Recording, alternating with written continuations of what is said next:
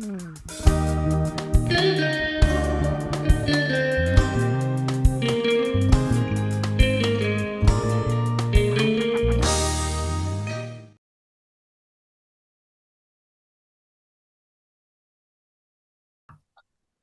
ክቡራት ጋሽ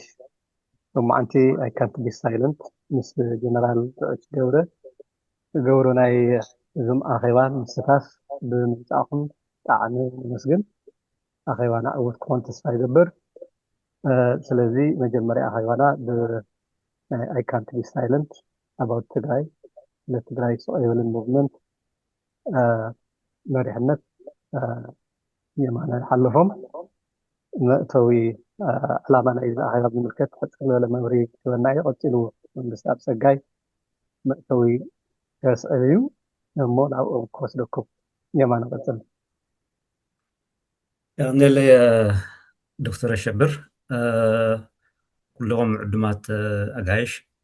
ኣባላትን ደገፍትን ስለ ትግራይ ስኻ የብልን ምንቅስቃስ ብፍላይ ድማ ክቡር ሓውና ጀነራል ጉዕሽ ገብረ ዕድመና ኣኽቢርካ ስለ ዝመፃኻ ብሽመይን ብሽም ተኸታተልቲ ብሽም ህዝቢ ትግራይ እውን ከመስግነካ ይፈቱ። ናይዚ ናይ ሎማዓንቲ ኣኼባ ፀዊዕናዮ ዘለና እቲ መሪሕ ናይ ኣተሓሳስባ ባእትኡ መሪሕነትን ተወፋይነትን ዝጠልብ ግዜ ዝብል እዩ። ምክንያቱም ፀገም ትግራይ ምናልባት ካብቶም ብዙሓት ናይ ትግራይ ሽግራት እቲ ዋና እንተተባሂሉ ናይ መሪሕነት ምስኣና እዩ ትግራይ ዝብል ኣተሓሳስባ ኣሎ። እዚ ድማ ነዚ ዝኸውን ዓቕምን ሰብን ድልውነትን ስለ ዘየሎ ዘይኮነስ ኮነ ተባሂሉ ትግራይ ሰብ ከይህልዋ ብናይ ውሽጢ ናይ ሻዕብያ ተላኣኽትን ሰብ ፍሉይ ረብሓን ክትመክን ትግበር ስለ ዘላ እዩ። ነዚ ምስክር ክኸውን ዝኽእል ሰብ ልዕሊ ጀነራል ጉዕሽ ገብረ ክህለይ ይኽእልን። ምክንያቱም ተቓሊሱ ወዲቡ ኣቃሊሱ መሪሑን ተዋጊኡን ትግራይ ካብ ሙሉእ ጥፍኣትን ውርደትን ካብ ዝድሓኑ ጀጋኑ ሓደ ስለ ዝኾነ ኣዶ ትግራይ ዳግም ሻዕብያ ካብ ዝደፍራ ኣነ ክፅዋዕ ካብ ዝበሉን ውዕሊ ሰላም ፕሪቶርያ ክፍረም ዕዙዝ ታሪክ ካብ ዝተፃወቱን ሓደ ሰብ ስለ ዝኾነ ኣብ እዋን ሰላማውን ፖለቲካውን መድረክ ድማ ኩሉ ትግራዋይ ብማዕረ ዝተወከለሉን ዝሳተፈሉን መንግስቲ ክህልወና ይግባእ ዝብል ፍትሓውን ህዝባውን ዕላማ እውን ተሸኪሙ ብናይ ጉጅላውን ፓርታውን ዝኾነ ኮርን ልዕሊ ኮርን ዝበሃል ሓደገኛ ኣተሓሳስባን ውሳነን ኣይግዛእን ብምባል ወታደራዊ ጥራይ ዘይኮነስ ፖለቲካዊ ስብእንኡን ህዝባውነቱን ደጊሙ ዘረጋገፀ ስለ ዝኾነ ብዛዕባ መሪሕነትን ተወፋይነትን ዝጠልብ ግዜ ክንዛረብ እንተለና ኣይ ቲንክ ኣብ ጀነራል ጉዕሽ ብላዕሊ ነዘው ዝኒሀ መድረክ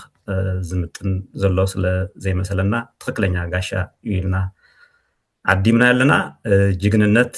ወታደራዊ ጥራይ ዘይኮነስ ኣብ ሰላማውን ፖለቲካውን መድረክ እውን ጅግና ናይ ምዃን ኣገዳስነት እውን ብተግባር ስለ ዘረጋገፀ ስለ ዝኾነ ድማ ኩልና ከም እንፈልጦ ያው ክቡር ዝኾነ ዕዙዝ ዝኾነ ዋጋ ከፊሉ ተኣሲሩ ተንገላቲዑ ካብቲ ዘፈትዎ ከባብን ዓድን እውን ክወፅእ ተገዲዱ እዩ። እዚ ኣብ ትግራይ ነጊሱ ዘሎ ፖለቲኮ ሚሊተሪ እናበልና ብተለምዶ ንፅውዖ ጉጅለ ጀጋኑ ተጋሩ ናይ ምድስካልን ብተግባሮም ዝደስከሉ ድማ ብካሊእ ገፅ ናይ ምጅጋንን ትግራይ ሰብ ዘይብላ ናይ ምግባር ኣጀንድኡ ኣብ ልዕሊ ጀነራል ጉዕሽ ድማ ከምቶም ቅድሚኡ እውን ኣብ ብዙሓት ጀጋኑ ዝገበሮ ፈፂሞ እዩ። ስለ ትግራይ ስኽ ኣይብልን ድማ ከም ኣካል ናይ ዕላምኡን ምንቅስቃስን ኮይኑ ጀነራል ጉዕሽ ከምዚ ዓይነት ጉድኣት ክበፅሖ እንተሎ ወዲያውን እንታይ ዋዕለ እንታይ ሓደረ ናይ ኣድቮኬት ስራሕታት ናብ ዝምልከቶም ኣካላት እውን ደብዳቤ ብምፅሓፍ ብሚድያ እውን ወፂኡ ግቡእ ዝኾነ ቃልሲ ገይሩ ነዞም ጉሒላታት እዚ ካብ ሕጊ ወፃኢ ዝተኣሰረ ናይ ህዝቢ ናይ ዓድን ጅግና ዝኾነ ሰብ ስደድዎ ኢልና ከም ዝተቃለስና ያው ዝፍለጥ እዩ ሕዚ ድማ ያው ናዘይ ምዕዳል ጉዳይ ኮይኑ ፀገማትና ዘየኣኽሉ ይመስል ፌደራል መንግስቲ እውን ስጋዕሎሚ ዘመዝገብናዮም ዓወታት ዘባላሹ ሕማቅ ውሳነ ወሲኑ ኣብ ዘለሉ መድረኽ ስለዚ I think ሎማዓንቲ ትግራይ ብሓደ ገፅ ብዘይ ድቅሱ ናይ ውሽጥን ናይ ደገን ተፃባእቲ እትፍተነሉ ኣብ ዘላ ብኻሊእ ገፅ ድማ ካብ ድቃሱ ብዘይ ባራበር ናይ ለውጢ መሪሕነት ምክንያት ደንበርበር ኣብ ትውለሉ ዘላ ወሳኒ መድረኽ ንጀነራል ጉዕሽ ካብ ተመክሮውን ፍልጠቱን ከካፍለናን ብፍላይ ድማ ኣብዚ መድረኽ እዚ መወፃፅእ ዝብሎ ኣንፈት ከካፍለናን ፃውዒትና ኣኺሩ ስለ ዝመፀ ደጊመ ብሽመይን ብሽም ኣይ ካንት ቢ ሳይለንት ብሽም ህዝቢ ትግራይ ብሽም ናይ ሎማዓንቲ ተኸታተልቲ ከመስግኖ ይፈቱ ንኩላህና ድማ ዕውት ኣኼባ ክኾነልና እምነ ይቐኒየለይ መንግስቲ ኣበላሃ ዶ ይቐኒየለይ ዶክተር ሽብር ይቐኒየለይ ማነውን أنا خمت خلي زين جورو نايم فعلتي وش جورو بتوصل لجان مفلات داخل نتودينس بزمت نشي نمفلات داخل نجار كغربية سلازي كبراتن نزينا لو ما عندي نايزوم ميتين تعديمكم أبز ترخيكم زلهم بشم تقرأي سقايبلن كما سجناكم يدلي كهذا بمقاس كم كل زين جورو نابزي بلاتفورم نعدمهم أجاجنا دحر بايتهم بزتوسنه ملكعو متعدد المفلاتي بمسارات نايلو مقاشنا كبر جنرال وعش قبريو كم تقولهم تجنزوبو ازيو سفيح زباله تاريخ زلوم جيغنايو يخون امبر مستزلنا وسن غزي نمتعام كاب بحر بجلفا زغونه تاريخهم قنطيرنا خمسعب اغرينا يلنا جنرال وعش قبره كابتهم ابوان قالي حوحات اب كاب تبعاتات استسلفوا مناسي تجري حدي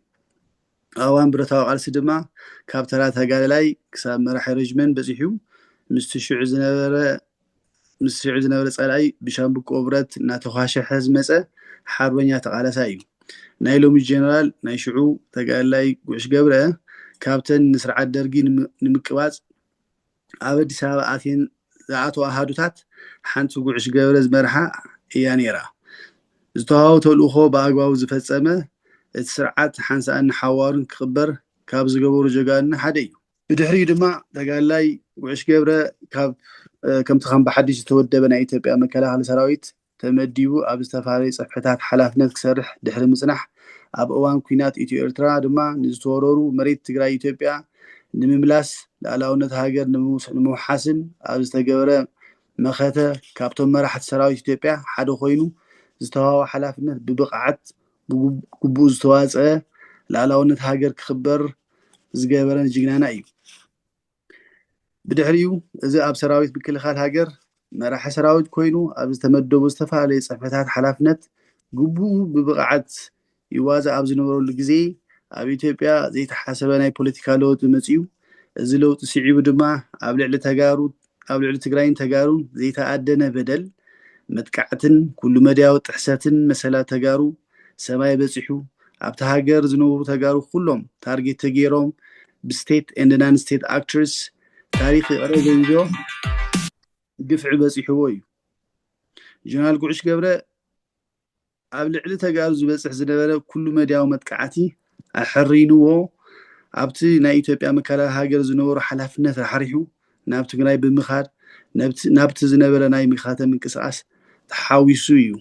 بز مسألة دما عبتنا شمنتور حناي برخا وق كابتم سراويت تجراي مريحهم عبب تعشوز جبروز نوبرو كبت وقات زمرح زنبرو بلوز تواجعي أبزوان كابتم جنال وعش قبل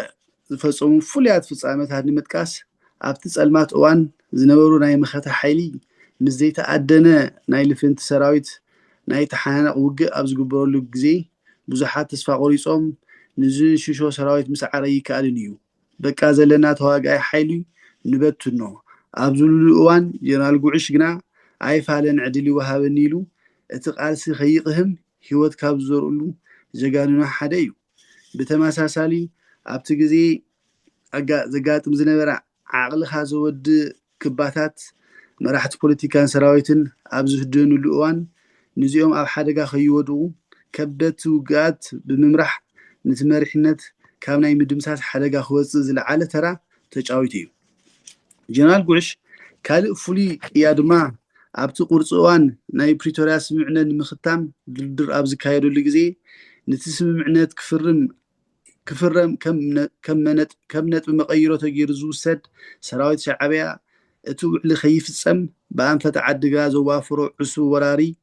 ናብ ዓድጋ ብምእታው ናይቲ ኩናት ሚዛን ክዛባዕ ብምግባር ንእቱ ውዕሊ ምኹላፍ እዩ ነይሩ ጀነራል ጉዕሽ ናይ ፀላኢ ዕላማ ብእውነ ተረዲኡ ፀላኢ ባህጉ ከይዕወት ንፀላኢ ክሳድ ንክሳድ ተሓናኒቑ ክብሪ ትግራይን ተጋሩን ኣብ መሬት ዓጋመ ዝሐደሰ ኣብ ታሪክ ትግራይ ንዘንተ ዓለም ዝዝከር ጅግንነት ዝፈፀመ መራሒ እዩ ብዚ መሰረት ድማ ይኹን እምበር ጉዕሽ ገብረ ብሰንኪ ፖለቲካ መርገፂኡ ማለት ሰራዊት ትግራይ ናይ ትግራይ እምበር ናይ ሓደ ፍንጫል ውድብ መገልገሊ ክኸውን ይብሉን ሰራዊት ካብ ፖለቲካ ትግራይ ኢዱ ክእቱ ይብሉን ፖለቲካ ትግራይ ብስምምዕነት ፕሪቶርያ መሰረት ክካየድ ኣለዎ ንሻዕብያ ዝግበር ወደኽደኽ ደው ክብል ይግባእ ህዝብና ነፃ ክኸውን ኣለዎ ሰራዊት ተጠቂምካ ማህተም ምምንጣል ምምሕዳራት ከተማታትን ወረዳታትን ዞባታት ምፍራስ ደው ይበል ዝብሉ እዮም ብዚ አንጻር ዝተሰለፉ ንባዕሎም ኮሩን ልዕሊ ኮሩን ኢሎም ዝፅውዑ ኣካላት ንሕና ዝወሰናዮ ውሳነ ኣይደገፍካን ብዝብል ሓንካስ ምክንያት ካብ ሓላፍነቱ ክእገድ ከይንቀሳቀስ እውን ገደብ ተገይሩሉ ኣብ ገዝኡ ክውዕል ተገይሩ እዩ ድሓር ድማ ከምቲ ኩሉ ትግራዋይ ዝፈልጦ ተጨውዩ ኣብ ዘይፍለጥ ቦታ ተኣሲሩ ሃልዋቱ ንምፍላጥ ስድራ ቤቱ ንሰሙናት ተንከራቲቶም እዮም ኣብ መወዳእታ ህዝቢ ብዝገብሮ ፃዕርን ፀቕጥን መሰረት ኩነታቱ ክፍለጥ ተገይሩ ብዙሕ ድራማ እውን ተሰሪሕሉ እዩ መቕፀልታ ናይዚ ድራማ ድማ ማእሰርቱ ሕጋውነት ዘለዎን ምምሳል ካብቲ ተዳዊንሉ ዝነበረ ናይ ውልቀ ሰባት ቤት ማእሰርቲ ናይ ወሓስ መሰሉ ተዋሂቡ ብዝብል ባጫ ካብ ማእሰርቲ ተፈቲሑ እዩ ኣብ መወዳእታ ጀነራል ጉዕሽ ብዝተረኸበ ፀቢብ ዕድል ካብትን ህይወቱ ኣስጋኢ ዝኾኑ ኩነታት ሓሰረ መንከራን ኣምሊጡ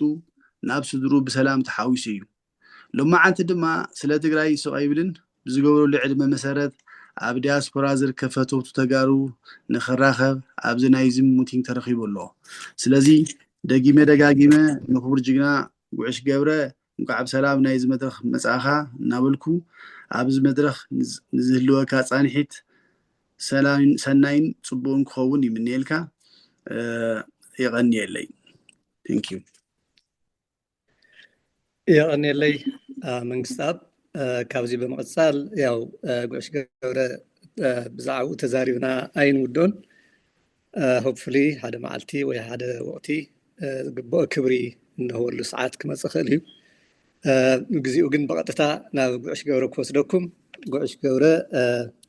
مايكها أن ميت غيرها تمدرخنا تخايب عند تدلي جزي وسيرها نتوم بهاك أو تصبويها سمعتي እቲ ብጣዕሚ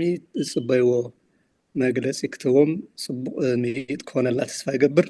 ጉዕሽ ገብረ ማይክ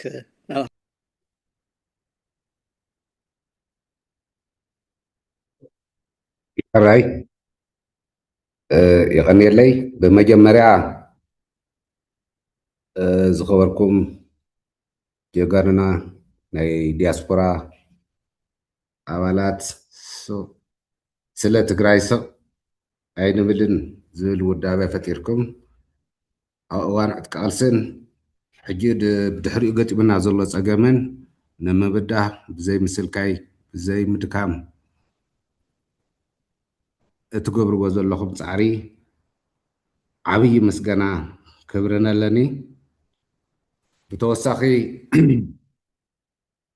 ኣብ ዓድና ብዘሎ ፖለቲካዊ ሽግር ምክንያት ኣብ ኩሎም ዜጋታት ናዝበፅሕ ዘሎ ሽግር ደው ንኽብል ብፍላይ ከዓ ምስ ውልቀይ ብዝተተሓሓዘ ዘጋጠመ ናይ ጨውያን በደልን ናብ ግቡእ ናይ ፍትሕን ርትዕን ክመፅእ ዘይሕለል ቃልሲ ጌርኩም ንውልቀይ እውን ከምዚ ኢለ ክህሉ ዝገበርኩሞ ቃልሲ ክቡር ምስገና ከቕርቢ ይፈቱ ኣብዚ ናይ ሎማዓንቲ ታብ ብዙሕ ነገርስ ሓሳብ ኣለካ እሞ ካፍልና ኢልኩም እውን ኣኽቢርኩምኒ ኣነ ከምዚ ዝበለ ልምዲ ካብ ውትድርና ወፃኢ ናይ ፖለቲካዊ ተሳትፎን ልምምድን እውን ብዙሕ ኣይነበረንን እንተኾነ ግን ኣፍታ ትፈልጣ እታ ትኽእላ ከካፍል ሓሳበይ ኣነ ድማ ብዝቐርብ ርእይቶ ይኹን ሕቶታት ኣድላይ ትምህርቲ እውን ክወስድ ሓሲብኩም ሓሳብ ክንለዋወጥ ስለ ዘዳለኹም ክብረት ይሃበለይ ከምቲ ትፈልጥዎ ትግራይ ኣጋጢምዋ ዘሎ ነገር ፀገም ካብ መጀመሪኡ ኣብቲ ስርዓታዊ ለውጢ ወይ ዝሓድሽ ናብ ስልጣን ዝመፅእ ሓይልን ካብ ዝመፅእ ጀሚሩ ኣብ መንጎ እቲ ትግራይ ዝመርሕ ዝነበረ ሓይልን ኣብ መንጎ ናብ ፌደራል ዝወፀ ሓይልን ከመይ እዩ ትውግእ ተጀሚሩ መዓዝ እዩ ትውግእ ተጀሚሩ ዝብል ሳይነሳዊ ፅንዓትን ፈላጣትን ተመራመርትን ክገድፎ ከም ናተይ ርድኢት ግን ወዲያውን እቲ ሓይሊ ናይ መንግስቲ ለውጢ ምስ መፀ እቲ ኩናት ተጀሚሩ እዩ ምክንያቱ ኣነ ኩናት ዝፈልጦ ተምሃርክዎ ኩናት ማለት ፖለቲካዊ ፕሮፓጋንዳዊ ኢኮኖሚያዊ ወይ ድማ መጨረሻ ድማ ብሓይሊ ዝካየድ ኩሉ ኣቀፍ ምስ ዲፕሎማስን ሓዊሱ ዝግበር መልክዕ ቃልሲ እዩ ተሓደ ግዜ ተሓደ ቅድሚት ይኸውን ቶም ካልኦት ይዕጅቡ ናቲ ናይ ፕሮፓጋንዳን ናይ ምጥቕቃዕን ኢኮኖሚያዊ ድቀትን ካብ መጀመሪኡ ጀሚሩ ዝነበረ እዩ ብዘርኡ እውን ትግራዋይ ኣብ ዘዝነበረሉ ቦታ ሃፍቱ ክሕደግ ክቕተል ክፅለም ክሳደድ ተገይሩ እዚ ፕሮፓጋንዳ እዚ ዘርኢ ናይ ምፅናት ስራሕቲ ምስ ተኻየደ ኣብ መጨረሽኡ ብወታደራዊ ወፍሪ ተዓጂቡ ከቢድ ብድሆ ገጢምዎ እዚ ከምዚ ዝበለ ግፍዓውን ጨካንን ምንቅስቃስ ናይ ብዙሓት ሓይልታት ጥምረት ተሓባቢሮም ኩናት ገጢሞም ካብ ምድረ ገፅ ንምጥፋእን ንዘለኣለም ከይትስእ ዝገብር ዕላማን ቂምን ሒዞም ምስ ኣካየዱ ህዝቢ ትግራይ ዘለዎ መማረፂ ሓድነቱ ስጢሙ ደቆ ሰሊፉ ደጀኑ ኣጠናኺሩ ብዘለዎ ኩሉ ዓቕሚ ነዚኣቶም ክስዕር ተንቀሳቂሱ ተቃሊሱ ደኺሙ ተሰዊኡ ቅድሚ እዚ ኩናት ብምክንያት ናይ መሪሕነት ድኽመት ተበታቲኑ ዝነበረ ወፃእ ዘሎ ኣብ ማእኸል ሃገር ዘሎ ኣብ ትግራይ ዘሎ ከም ሓደ ሰብ ኩሉ ኣፈላላዩ ገዲፉ ሓድነቱ ኣጠናኺሩ እቲ ዕላማ መሊኡ ከይትግበር ከቢድ ዋጋ ዋላ እንተተኸፈለ ኣብ መወዳእታ ድልየቶም ከይበፅሕ ከቢድ ዋጋ ከፊሉ እዩ ከምኡ ብምግባሩ ድማ ኣብ መጨረሻ እቲ መካተ ሓይሊ ህዝቢ ትግራይ እውን ብዝተፈላለየ ምክንያት ድኽመት ወይ ምድካም ምርብራብ ኣጋጢሙ እቲ ብወገን ዘጥቅዕ ዝነበረ ናይ ዝተፈላለዩ ጥምር ሓይልታት እውን በቲ ዝሓሰቦን ዝገመቶን ብቐሊሉ ክስዕር ኣይከኣለን ስለዚ ብናይ ክልቴና ነቲ ኩናት ብምስዓዓር ክንውድኦ ስለ ዘይከኣልና ብድርድር ክንፈትሖ ተገዲዱ ፌደራል እውን ካሊእ ሓይሊ እውን ትግራይ እውን بخالي من قد خنودو زي نخل كنات ناب دردر بخور مسواتن قالسن ناو أوبصحوا سلازي تي برتاو قالسي دويلو ببوليتيكاون بدردرن بسلاماون من قدي شجراتنا خنفتح نجزيئو بتسممعنات مسرات كجبارو زلوهم نجارات تنتصيرهم زياتهم كنتجر قصيلهم زلوا فلا لا احنا ما بدردر كنود تباهيلو تجراي مس إثيوبيا تأكل جزاف عدي مس بزح تمرتهم زقطوا منا حيلتات تاوزين العلق قصلو سلا زي كقالو دويلو بدردر كنفتح قدم عالم مس إثيوبيا تأكل عدي تداراديرنا كبرنا حلينا هلونا نحلينا ناب سلاماوي بوليتيكاو قالسي كأتو أجددنا ينا كاوزين نافت سلاماو قالسي تنأتو تلنا قدميو اتي برتاو قالسي خميتو مريحو كالي قدايو تاي قدلتات نيرغو كالي قمقاميو بدمرنا هزب تقرايك قالسجن زخرق وصيت عمزقيبيو كومزي غيرنا نافت سلاماو بوليتيكاو قالسي تنأتو تلنا اتي حدش نايك قالسي منفستي برتاو قالسي زمرحو زنبره جيجت ناب سلاماون بوليتيكاون قالسي ملكع ناي كوينات ايو ناوتنا تلنا اوزي اتم علاماتاتنا خمينا نعوتهم اتي مدرك كمينا خنمرحو كعينة السلالفة إنا خنقصل اتب اتقاو قالسي زنبره حددنا تقارو تتقيمنا كمي مودأتاو نبصحو زبلو كملسو نيروهم كم تتفلتوا كلهم عبزي كوينات دياسبورا بتعم بزقرم درجة بتعم بزحبن درجة حويرو سميرو تأمر رؤين علم آخر عوين هزو تقراي بوحدو كندي مليونات كوينو تقاليسو دمس اسمعو بإيكونوم دقفو كل عالم ون كردلنا أو قداينا خزتين أفلوت أخهمن متكأت هذه اللوق السن دخامن كفيلي زتفال على الرأي زلوهم كلهم وداوتاتنا زتودوا يكونوا زي تودوا فلا لا يزلوهم ون كل نجرهم قديفهم انتهلونا أفتوانا سأجبنا حبيرو سميرو كم حدا ودب أكل كوينو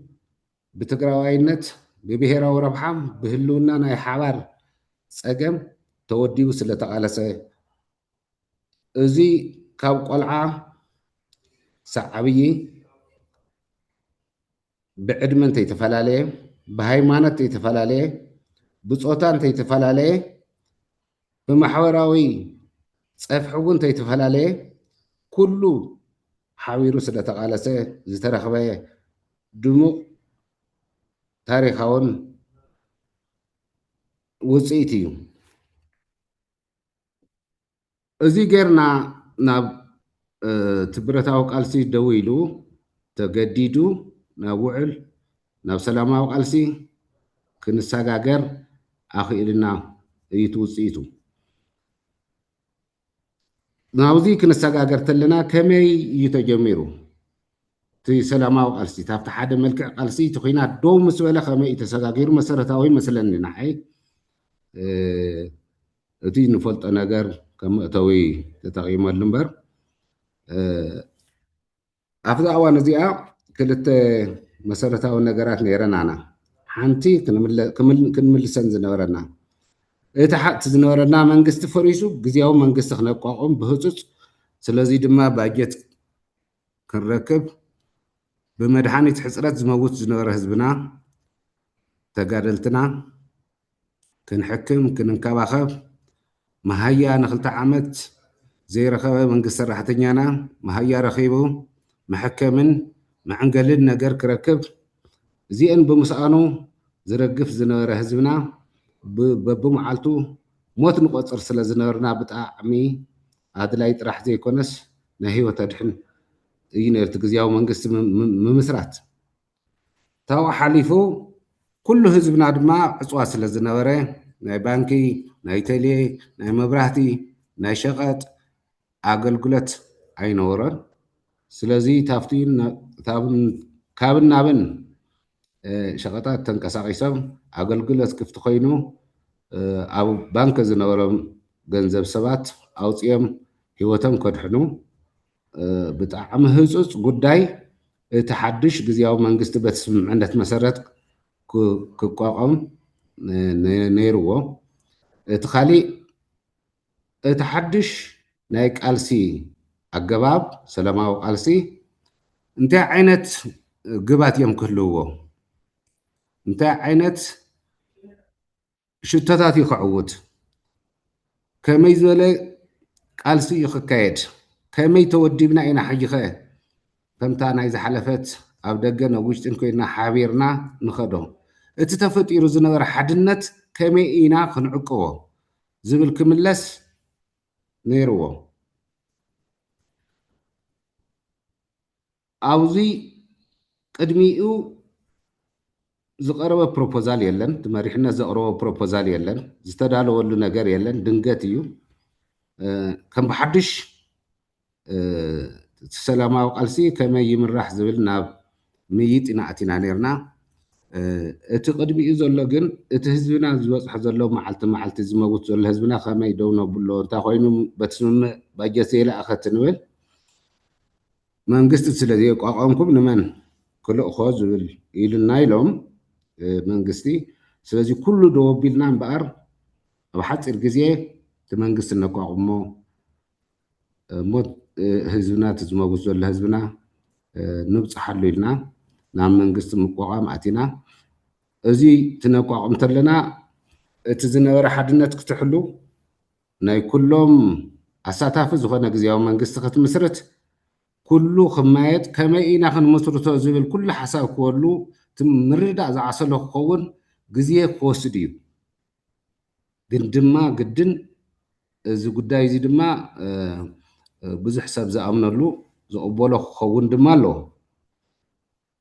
በጋጣሚ ኮይኑ ይቅርታ ናይቲ ግዝያዊ መንግስቲ ከቋቁም ካብ ሰራዊትን ካብ ሕወሓትን ዝተመዘዝና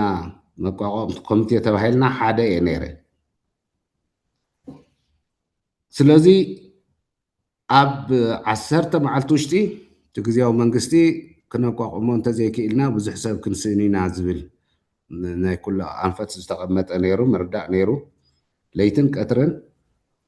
ብዙሓት ሰባት ክንረክብ ውድባት ክንረክብ ማሕበራት ክንረክብ ሓሳብ ክንቅበል ሓሳብና እውን ክነካፍል ካሊእ እውን ከኣምነሉ ዝገብር ቀፀልቲ መድረኻት ተኸፊቶም ተኾነ ግን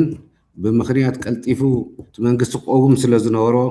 ንኩሉ ሰብ ብዝኣምነሉ ደረጃን ናይ ኩሉ ሓበሬታ ብዘካተተ ደረጃን ኣይተኻየደን ኮይኑ ግን እቲ መንግስቲ ዝህልዎ ዕማማትን ዝህልዎ ቅርፅን ተልእኾን ዝህልዎ ድማ ናይ ስብጥር ተዋፅኦ ናይ ዝተፈላለዩ ኣካላትን በታ ሻባ ደረጃ ዝሓሰብናያ ብጉያ ጉያ ክንዲ ዝከኣል ካብ ሰራዊት ካብ ቲፒኤልኤፍ ካብ ተቃዋምቲ ውድባት ካብ ጂኤስቲኤስ ክሳተፉ ተገይሩ እንተኾነ ኣብቶም ተቃዋምቲ ውድባት ካብ ሓደ ውድብ ወፃኢ ካልኦቶም በዘካይዳ እዚ ካብ መጀመሩ ጀሚርና ስለ ዘይተሳተፍና ኣይኸውንን ኣይንኣቱን ኢሎም ኣይተተግበረን እቲ ዕድመ ግን ክሳዕ ክንድዚ ነይሩ እዚ ጌርና ኮንፈረንስ ኣዳሊና እውጅ ንገብሮ ተለና እቲ መንግስቲ ወይ ናብ መሰረታዊ መንግስቲ ክንኣቱ ተለና መጀመርያ ዝሃብናዮም ኮታታት ብጀካ ጂኤስቲኤስ ካልኦቶም ኣብ ሓፂር ግዜ ወዲኦም ክኣቱ እዩ ነይሩ ታብ ኩሉ ፀገም ዝገጠመና ግን ኣብ ሕወሓት ነይሩ ሕወሓት ዝደለዮ ኮታ ምስ ሃብናዮ ባዕሉ እዩ መሪፁ ዘቕርብ ነይሩ ዶክተር ደብረፅዮን መሪፁ ፕሬዚደንት ኢሉ ፕሬዚደንት ንሕወሓት ስለተዋሃበ ፌደራል መንግስት እዚ ይቅበልን ካሊእ ሓድሽ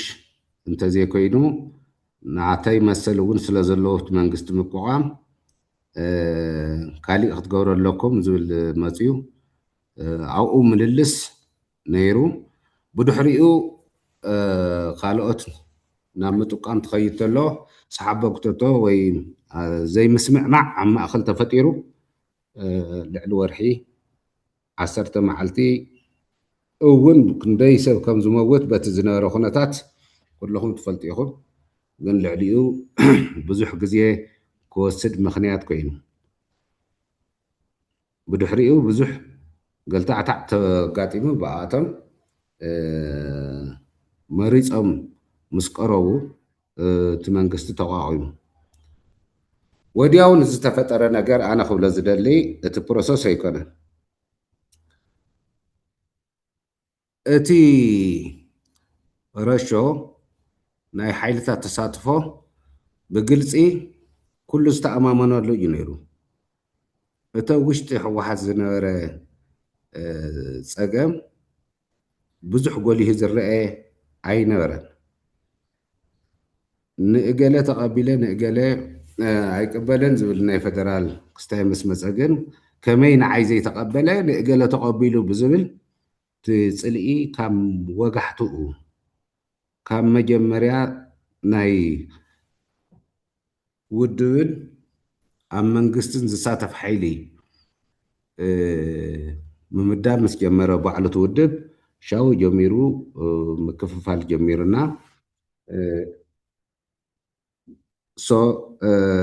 ከመይ ጌርና ነቲ ዝመውት ዘሎ ህዝቢ ነድሕኖ ተጓይና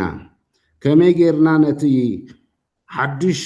ፖለቲካዊ ቃልሲ እናኣትዎ ዘለና ከመይ ጌርና ነዕውቶ ዝብል ኣጀንዳ ካብ ደይዋን ጀሚሩ ተረሲዑ መን ናብ ስልጣን ወፀ ንምንታይ ተገደፍኩ ዝብል ንሕንሕ ኣብ ውሽጢ ተፈጢሩ እቲ ዓብይ ሽግር ካብ መጀመሪኡ እዚ እዩ ገጢምና ነይሩ እዚ ምስ ገጠመና እዚ ብዝተፈላለየ ማለት ብናይ ድምፂ ናይቲ ውድብ ዝውከሉ ምስ ተወከሉ ኣብ መንጎት ውድብ እቲ ናብ መንግስቲ ተሾመ ኣካል ናብ ቢሮታትን ፕሬዚደንት ጀሚሩ ካሊእ ግሩፕ ኮይኑ እቲ ቤት ፅሕፈት ዝቐረየ ድማ ካሊእ ኣካል ኮይኑ ንሕንሕ ኣብ መንጎኦም ተፈጢሩ እቲ ብቐፃልነት ኣፈላላየት እናሰፍሐ ኣብ ማእኸላይ ኮሚቴ ኣብ ስራሕ ፈፃሚ እዩ ነይሩ እቲ ናይ መጀመርያ ኣፈላላይ ታውን ኣብ ማእኸላይ ኮሚቴ ወሪዱ ካብ ማእኸላይ ኮሚቴ እውን ናብ ካድረ ከወርድዎ ኢሎም ኣብዚኣ መሰረታዊት ነገር ክዛረባ ዝደሊ ስለ ሰራዊትን ውድብን ዘለዎ ረኽቢ ምስ ሕወሓት ኢና ዓቢና ኩልና ኣብኡ ዘለና ኣዘዝቲ ከምኡ ምስ ኣጋጠመ ኣብ እዋን መኸተ እናሃለና ኣብ እዋን ቃልሲ እናሃለና ከምኡ ዝበለ ኣፈላላይ ሒዝኩም ኣብ ማእኸላይ ኮሚቴ ክንዲ ትዕርይዎ ናብ ካድረ ወሪድካ ካድረ እውን ክምቀል ምግባር እንደገና ናብ ህዝቢ ወሪዱ ናብ ኣባላት ወሪዱ ምክፍፋል ክፈጥር ሓደገኛ እዩ ስለዚ ንሕና እውን ክንሕግዘኩም ንስኻትኩም እውን ኣብዚ ፀገም ፈቲሕኩም ክትወርዱ ኢኹም ክትፅዕሩ ዘለኩም ኢልና ብየዋህነት ሻዊ ኢና ናብ ዘይስራሕና ሻዊ ጀሚርና ኣቲና ኣብኡ ምስ ኣተና ከምኡ ዝኾነሉ ምክንያት እንታይ እዩ ሰራዊት ገለልተኛ ከይኸውን ናብ ፓርቲ ምይጥ ምእታውና ጥራሕ ከይኣኽሎ 60 መዓልቲ ዝተፈላለዩ እናተቋረፀ እንዳበለ 60 ምናምን መዓልቲ ምስ ፀንሐ ኣብ መወዳእታ እቲ ሕወሓት ይኹን ካልኦት ተዓዘብቲ ዝተስማዕምዕሉ ኣብኡ ዝተሳተፉ ምክንያቱ ነባራት ማእኸላይ ኮሚቴ ሰራዊት ሕወሓት ኣክቲቭ ማእኸላይ ኮሚቴን ዘለዎ እዩ ነይሩ ኩልና ዝተስማዕማዕናሉ ገምጋም ክካየድ እቲ ግዝያዊ መንግስቲ ዘዳለዎ ሓደ ሰነድ እቲ ኣብ ፅሕፈት ቤት ዘዳለዎ ካሊእ ሰነድ ክልቲኡ ሒዝና ህዝብና ክንፃሕና ታብ ንኸይድ ተመይጥና ሓደ ሰነድ ንግበሮ ዝብል እዩ ነይሩ ንሱ ተስማዕሚዕና ብገምጋም ናብ ሓደ ሰነድ ተቐይሩ እዚ ገምጋም ከባቢያዊን ዓለማውን ኩነታትን ውሽጣዊ ኩነታትናን ዝብልን እዮም ነይሮም በቲ ሓደ ጀሚርና ኣብቲ ሓደ ርእሲ ናይ ገምጋም ከባቢናን ዓለማዊ ኩነታትን ዝብልቲ ናይ ቤት ፅሕፈት ዘዳለዎ መበገሲ ጌርና እቲኦም እውን እናቕረቡ ኣብ ሓደ ምርዳእ በፂሕና እቲ ውሽጣዊ ኩነታትና ዝብል ብዝሓሸ ዝገልፅ ናይ መንግስቲ እዩ ተባሂሉ ነቲ ሰነድ ንሱ ማእኸል ጌርና ኣብኡ ዝጎደሉን ዝብልዎም እንዳቕረቡ ንሱ መበገሲ ጌርና ሓደ ሰነድ ኮይኑ እዚ ምስ ወዳእና ናብ ነቐፌታን ዓርሰ ነቐፌታን ጌርና ዝወርድን ዝቕፅልን ክነነፅር ኣለና ናብ ምቅፅፃዕ ክሳዕ ምቅፅፃዕ ክንከይድ ኣለና ዝብል ምርዳእ እዩ ነይሩ እቲ ነቐፌታን ዓርሰ ነቐፌታን ምስ ተወድአ ናብ ምቅፅፃዕ ኣቲና ብዶክተር ደብረፅዮን ምስ ተጀሚሩ ይቐፅል ዶ ይቐፅልን ዝብል ምይጥ ነዊሕ ወሲዱ ኣየ ክቕፅል የብሉን ኣቦ ወንበር ኮይኑ ዝብል ተደምዲሙ ውድብ እዩ ዝውስኖ እዙይ ናትና ካብ ምዕዛብን ሓበሬታ ካብ ምሃብን ዝዘለለ ካሊእ ተሳትፎ ይነበረና ስለዚ ብኣብዝሓ ማእኸላይ ኮሚቴ ተወሲኑ ወሪዱ ታብኡ ናብ ምክትል ኣቦ ወንበር እናበለ ንክሳዕቲ ማእኸላይ ኮሚቴ ይክወርድ ነይሩ ናብ ምክትል ኣቦ ወንበር ምስ ወረደ ታብ ሰራዊት ድንገት ዝኾነ ነገር ተፈጢሩ ብፍትሓ ማንጁስ እዩ ተጀሚሩ እቲ ካይዳ እዚ ነቲ መኸተ ዝመርሑ ዝፀርግ ንፀላእ ዝሕጉስ ካሊእ ኩነታት ዝፈጥር እዩ እዚ ውድብ ምፍራስ እውን እዩ ስለዚ ጠጠው ክብል ካሊእ መፍትሒ ክግበረሉ እዩ ዘለዎ ዝብል ሓይለ ቃል ዝተመርኦ ሂቡ እሱ ምስ ጀመረ ካልኦቶም እውን ራብሻ ብዝበሃል ደረጃ ሓይሊ ብዝበሃል ደረጃ ኣብዚ ውድብ ክንቀብረ መፀናን ትኸድዎ ዘለኹም ውድብ ምቕባር እዩ ኣቁሙ ዝብል ሓይለኛ ርእይቶታት ቀሪቡ እቲ ማእኸላይ ኮሚቴ ካብ ምውሳን ደው ኢሉ ብድሕሪኡ ኣለዋባ ተባሂሉ እምበኣር እቲ ብውሳነ ዝኸይድ ዘሎ ገዲፍና ብሸማግለታት መፍትሒ ይወሃቦ በቲ መጀመርያ ዝበልናዮ ክንከይድ የብልናን ተባሂሉ ያው እቲ ዝረኣኹሞ ውፅኢት ተኻይዱ ፈትለ ታብ ምክትል ናብ ፅሕፈት ቤት ጌታቸው ታብ ስራሕ ፈፃሚ ናብ ምክትል ባዕሉ ኣቦ ወንበር ኣብ ዘለዎ ክቕፅል ኣለምና ጌታቸው ድማ ናብ ማእኸላይ ኮሚቴ ክወርዱ ዝብል ፕሮፖዛል ጉጅለታት ቀይሞም ፕሮፖዛል ኣቕሪቦም ብኡ ፀዲቑ ናብ ከይድና እዚ ኮይኑ እውን ግን እቲ ምጥፍፋእ ደው ክብል ኣይከኣለን እቲ ምጥቕቃዕ ምትህልላኽ ደው ክብል ኣይከኣለን ቀፂሉ እሱ ደው ክነብል እዩ ነይሩ ተኣኺባ ኣይተሳኽዐን ቀፂሉ ብድሕሪኡ እቲ ኣብ መንግስቲ ዝኣተወ ኣካል ልኡኽ እዩ ዓቕሙ እውን የብሉን ስለዚ ንሱ ክቕየር ኣለዎ ክወርድ ኣለዎ ዝብል መደብ ወፂሉ ቤት ፅሕፈት ማሕበራቱ ናብ ታሕቲ ከይወርድ እውን ከይሸውም እውን ከየወርድ እውን ተኣጊዱ ምክንያቱ ብምርጫ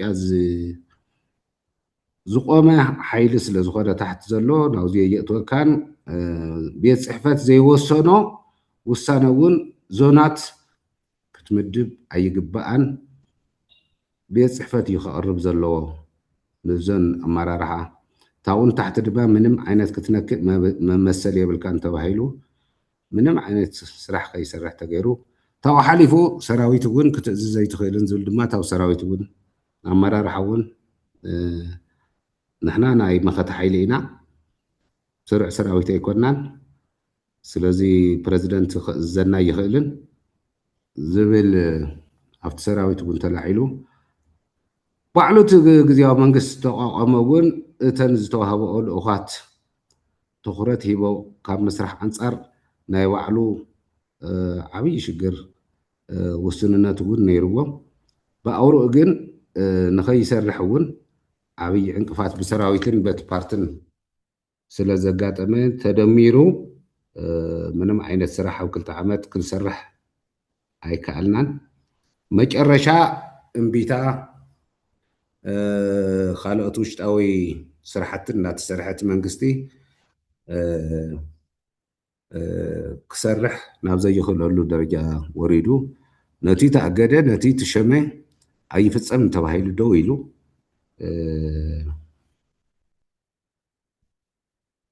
ኣብ ሰራዊት እዚ ኮይኑ ብጣዕሚ ዝሓሸ ኣቋም ነይሩ ዋላ ከምኡ ገይሮም ካብ መጀመሪኡ ዝቃለሱ እንተነበሩ ድሓር ብዙሕ ሰብ ግን መንግስቲ ሰራዊት ገለልተኛ ይኾን ዘለዎ መንግስቲ ክእዘዝ ዘለዎ ንህዝቢ እዩ ክውግን ዘለዎ ንፓርቲ ክውግን የብሉን ዝበዝሐ ነይሩ ግን እዚ ኣብቲ ውድብ ይኹን ቶም ካብ መጀመሪኡ ዝሳተፉ ዝነበሩ ኣካላት ወይ ላዕለዋይ ስልጣን ዝሓዙ ኣካላት ሰፊሕ ስራሕ ውሽጣ እናሰርሑ ኣብቲ ናይ 60 መዓልቲ እውን እቲ መንፈስ እናረኣይዎም ስከዱ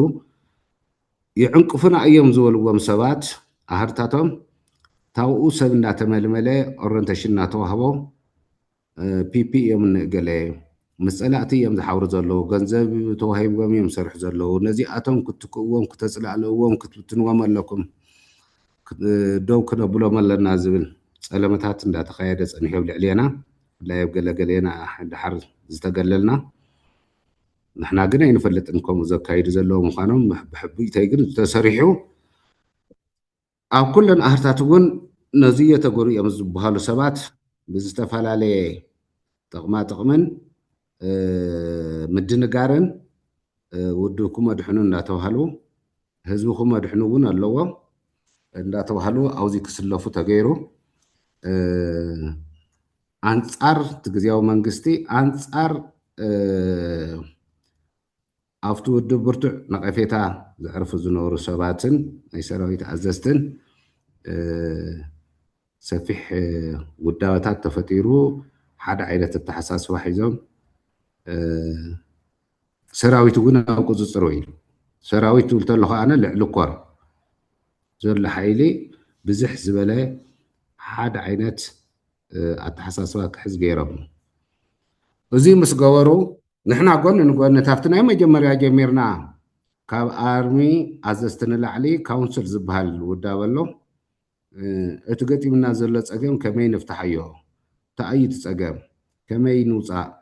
እንዳበልና ቀፀል እንዳተመየጥና ፕላን እናውፃና እንዳሃለና ድንገት ተንኮር ዝበሃሉ መፅዮም ንሕና ኣርሚ ኣዘዝቲ ኢና ንሕና ክንፅውዖም ነይሩና ምንም ኣይንፈልጦን እቲ መደብ ዝፈልጥዎ ንፍስሓን ንወዲ ወረደን ጥራሕ እዮም ካባና ወፃኢ ተንኮር ተዓዲሞም መፅዮም ኣለዉ ኢሎምና እዋ መን ፀዊዕዎም ክመፁ ደኣ ንሕና ደይኮንና ንፅውዖም ኣይ ንውድእ መሲልና ፀዊዕናዮም ኢሎም ለካ ውሽጢ በዓልቶም ይመርሕዎ ነይሮም ይመስለኒ ክሳዕ ሻው ዝፈልጦ ነገር ኣይነበረንን ብድሕሪኡና መድረኽ እሞ እንታይ ደኣ ንግበር ተባሂሉ ነዞም ኮር መብርሂ ሂብና ንምለሶም ኢልና ንሕና ኣርሚ ተይወዳእና ኣጀንዳ እዚ ተማየጡ ክንብል ኣይንኽእልን ኣብኡ ሲልካ ዓግርግር ይኸውን ግን ድማ ብጣዕሚ ከማና ይጭነቁ ስለ ዘለዉ ከም ህዝቦም ይጭነቁ ስለ ዘለዉ መብርሂ ድማ የድልዮም እዩ ስለዚ ዝበፃሕናዮ ደረጃ ነጌርና ንሕና ዝሓዝናዮ ኣጀንዳ ንወድእ ንሰማቕ ኣሃዱ ይፅንሑት ዝብል ተስማዕሚዕና ናብ መድረኽ ምስ ኣተና ብጣዕሚ ረስኒ ነይርዎ እቲ ተሳታፋይ እዚ መብርህ እዚ ኣይኮናን እንደልና እዚ መብርህ እውን ክትውን ኣይትኽእሉን ኣይንፅበየካን ወዲ ወረደ እውን ካሊእ እውን ስለዚ ንሕና ኣጀንዳ ክነትሕዘልኩም ኢና ሓዙ እዮም ኢሎምና ተንኮር ዝበሃሉ ኮርን ከምኦም ዝበሉ ናይ ስታፍ ነባራት ብፆትን ተኣኪቦም ደካ ብቤት ፅሕፈት መደብ ተዋሂብዎም ፅሑፍ ሒዞም ተራዳዲኦም እዮም ስለዚ ሓዝ ዝብል ቀርዩ ዋ ድሓር ወዲ ወረደ ተኣኸባ ከቋርፆ ተገዲዱ ኣጀንዳ ክሕዝ ከም ዘየብሉ ከምኡ እንተኮይኑ ውፅኢቱ ሕማቅ ክኸውን ከም ዝኽእል ስለዚ ጠጠው ከብሎ ገዲፍዎ ክወፅእ ተኣኸባ ምሕፅንታን ተቃውሞን ኣቕሪብና ኣይተሳኽዕልናን ተቐቢልዎ እቲ ኣጀንዳ ሓደ ክልተ ኢሎም ንሳቶም ኣብኡ እዮም ኣትሒዞምና እቲ ኣጀንዳ ንወዲ ወረደ ኣትሒዞም በተ ዘትሕዝዎ ኣጀንዳ መሰረት ሓደ ብሓደ ምይጥ እናተገብረ ድምፂ እናተገብረ ከምዚኣ ኢኻ ትኸይድ ኢሎሞ ከምኣ ገይሩ ኸይዱ ንሕና ተኣኼባ እውን ሕጋዊ ኣይኮነን ተገቢ እውን ኣይኮነን ክቋረፅ እውን ተሓሳሲብና ኣብ ነንሕድሕዱ እቲ ኣጀንዳ እውን ተቃውሞና ስሚዕና መጨረሻ ናብ ድምፂ ክኸዱ ምስ በሉ ኣብዚ ታሪኻዊ ትግራይ ዝብትን ድምፂ ክንሳተፍ ኣይንደልልና ታብ ኣኼባ ቀሪና እቶም ዘልዕልናዮም ኣፈላላይ ሓደ ሰራዊት መንግስቲ እዩ ዝመርሖ ናይ ኩሎም ፖለቲካዊ ፓርቲታትን ህዝብን ሓላው እምበር ናይ ሓደ ውድብ ኢሉ ድማ ናይ ሓደ ክፋል ውድብ ኣቋም ደጋፍን ተቃዋምን ክኸውን ጉቡእ ኣይኮነን እዚ ናይ ፓርቲ ኣጀንዳ እዩ እቲ ኣጀንዳ ባዕሉ ኢና ተቃዊምና እዩ እቲ ኣጀንዳ ባዕሉ ኣብዚ ክንሳተፍ ግዴታ የብልናን ናይ ሰራዊት ኣጀንዳ ኣይኮነን ዝብል እዩ ሓደ ተቃውሞና ካልኣይ መንግስቲ ዘለዎ ድኽመታት ኣስተኻኺልና መንግስቲ ሃልወና ተም ዕማማቱ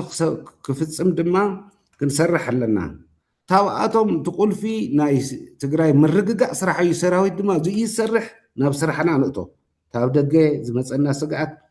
ኣብ ውሽጢ ዘሎ ናይ ፀጥታ ሽግር ንፍታሕ ታብዚ ወፃኢ ፖለቲካ ስራሕቲ ግን ናይ ፖለቲከኛታት ንግበሮ ሰላማዊ እውን ይኹን ናብዚ ኢድና ይነእቱ እዩ ነይሩ እቲ ተቃውሞና ኣይተቐበልናን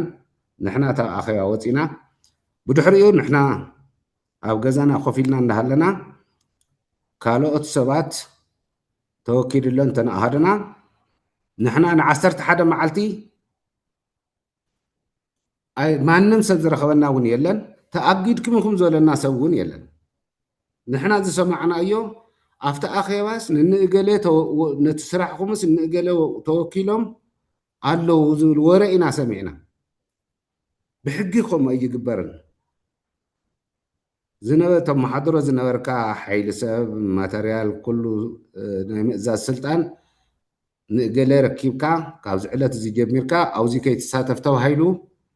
ብደብዳቤ እዩ ትእዛዝ ዝወሃብ ነይሩ ከምኡ ኢሉ ዝሃበና የለን ከይድና ኪዱ ዘወርወሉ ምባል ይከኣል እዩ ነይሩ ነቶም ሰባት ነቶም ተወከሉ ያው ምግጫዊ ዝኸውን ንሕና ዝመረፅናዮ ድሓን ኣብ ላዕሊ ስለ ዝኾነ ትብልሽት ምስቶም ብፆት ከይድና ይንበኣስ ኣብዚ ምስቶም ሓለፍትና ተራዲእና ክንፈትሖ ስኽንበል ዋላ ሕጋዊ ይኹን ኢልና ኢና ስኽ ኢልና ድሕሪ 11 መዓልቲ ወታደራዊ ኮማንድ ረኺብና ተፈላለይኩም ፀገም የብሉን ግን ታብቲ ኣኼባ ክትወፅኡ ይነበረኩምን ይቅርታ ክትሓቱ ኣለኩም ኢሎምና ይቅርታ ክትሓቱ ዘለኩም ንስኹም ኢኹም ናይ ፓርቲ ኣጀንዳ ከፊትኩም ሰራዊት ክተማይጡ መውዚ ተጠርነፍ ክትብሉ ንሰብ ታብ ጠርናፈ ሰራዊት ታብ ሕገ ደንቢ ሰራዊት ወፂኹም ዘለኹም ንስኻትኩም ኢኹም ንሕናማ ነቲ ናይ ሰራዊት ሕገ ደንቢ ኣኽቢርና ናይ ሰራዊት ሕግን ስርዓትን ኣኽቢርና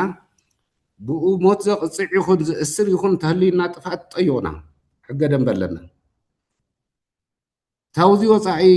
ዝኸድኩም ግን ንስኹም እምበር ንሕና ኣይኮናን እና ሓቶ ይቅርታ እውን የለን ሕጂ እውን ይቅርታ ኢልኩም ህዝብና ማለት ሰራዊትና ዘጥፍኦን ዝበተንኩሞን ነገር ቀልጢፍና ንኣርሞ ይቅርታ ክትሓቶ ኣለኩም ንስኻትኩም ኢልና እዮም ኣይተኣባመናን እሞ ድሓን ዋላ ምስ ኣፈላላይና ናብ ስራሕኩም ከክተኣትው ዶ ትኽእሉ ኢሎምና ኣብ ስራሕና ደኣ መዓዝ ዝስሕቶ ነይሩና ንሕና ዘሎ ፀገም ሓቢርና ክንፈትሕ ድልዋት ኢና ኢልናዮም ናብ ስራሕ በሉ ተመለሱ ኢሎምና ተመሊስና ድሕሪ ውስን መዓልቲ ድማ በቲ ውሳነና መሰረት ቶም ቢሮታት እሕድጉ እሕዲኩም ተፍቲ ግዚያዊ መንግስቲ ዝነበረ ሕዲኩም ትውድብ ሸሞ መሉሱ ዝብል ድማ ሚሰማው ኣምፅኦምልና እዚ ዳ ናይ መጀመርያ ኣቋምና እንድዩ ትክክል እውን ኣይኮነን ከምኡ እውን ክትገብሩ የብልኩምን እዚ ማለት ህዝቢ ናብ ግጭት ኢኹም ተእትውዎ ዘለኹም ሰራዊት ንክልቲኦም ትኽፍልዎ ዘለኹም ሕዩ እውን ትጋገዩ ኣለኹም ኢልና ክነረድእ መኪርና ይተሳኻዕልናን ብድሕሪኡ ተግብር ምስ ተባህለ እዚ ናይ ሰራዊት ሕግን ስርዓትን እውን ኣይእዝዞን ተገቢ ስለ ዘይኮነ ኣይንፍፅምን ኢልና ብድሕሪኡ ዳግማይ ተኣጊድና ታው ጀሚሩ ነዊሕ ፀኒሕና ኣብዚኣ ንእሽተይ ከካፍለኩም ዝደሊ እቲ ናይ ሰራዊት ደንቢ ዝፈቅዶ ማንም ብገምጋም ብካሊእ ጌርካ ክትፍፅሞ ትኽእል ምንም ፀገም የብልን እግደ የድልዮን በቲ ናይ ውሽጣዊ ፀገማትና እንፈትሐሉ ናይ ገምጋምን ምንቕቃፍን ጌርና መጨረሻ ዝውሰን ውሳኔ ክወሃብ ይኽእል እዩ ዝብሎ እግድ ግን ድንገተኛን ሓደጋ ዘምፅእ እንተኮይኑ ግን ይእግድ እዩ ይፍቀድ እዩ ምስ ዝኣገደ ኣካል ግን ኣብ ውሽጢ ወርሒ ኣፃርዩ ወይ ናብ ስርሑ ይመልሶ ወይ ታብ ሓላፍነት የውርዶ ወይ ክባረር ዝኽእል ተኮይኑ እውን የባርሮ ሕጊ ተኸቲሉ ኣብ ውሽጢ ወርሒ ግን ውሳነ ይህብ እዩ ዝብል ከምቲ ትፈልጥዎ ግን ታብ ጥሪ 15 ጀሚሩስ ክሳዕ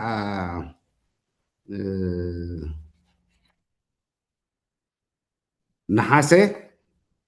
ፍርቀ ከባቢ ንሸውዓተ ወርሒ ዝኸውን ዝጥይቐና የብልና ውሳነ ዝህበና የብልና ከም ናይ ሰራዊት መራሕቲ ትረፍ ከም ዝኾነ ሰራዊት ኣባል እውን ይረአየን ስኢልና ደርቤምና ከፊልና ድሓን ተብ ትግራይ ዝኒሀ ፀገም ኣካል እዩ ንፀመሞ ኢልና ንሕና ግን ንፅዕር ነርና ንረኽቦም ነርና ንልምን ነርና ናብ ስራሕና ክመልሱና ተዘይኮይኑ እውን ውሳነ ክቡና ፃዕርታት ንገብር ነርና ክሳኻዕ ኣይከኣለን ታው ኣነ ኣብ ኣሃደይ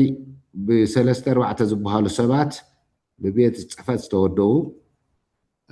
መፀለምታታት 70 ሚልዮን ዶ 100 ሚልዮን ዶ ከምዚ ተዋሂቡ በልፂጉ ናይ ፒፒኢ እንዳተባሃለ የፀልሙ ስለ ዝነበሩ መብርሂ ሃበና ይብሉ ነይሮም ቶም ኣሃዱ እውን ኣነ እውን ብሕጋዊ መንገዲ ማሾ ይኣዛዚኹም ተባሂልና ኢና ድሕሪ ውግእ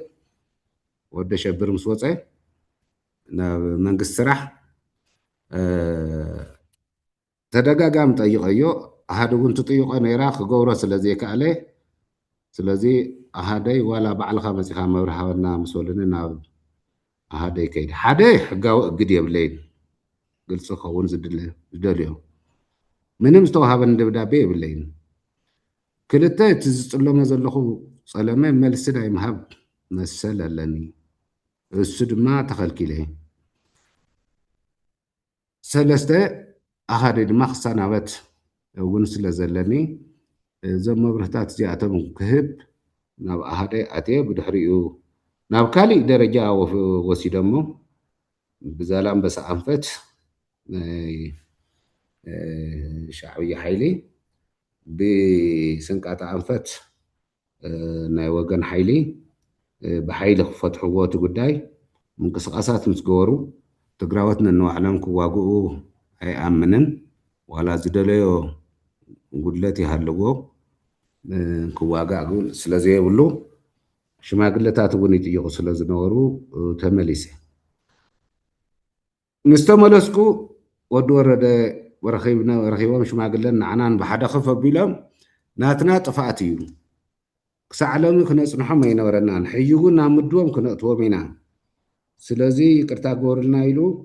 ተጸበይኒ ወዲ ኣሳዕ ዝነግረኩም ኢልና ብድሕሪኡ ክሳዕሎም ቆላ ኃይልና ይፈልጥን እዚኣ ገይሩን እቶም ሽማግለ መሰደደ ቆላ ኃይልና ይፈልጥን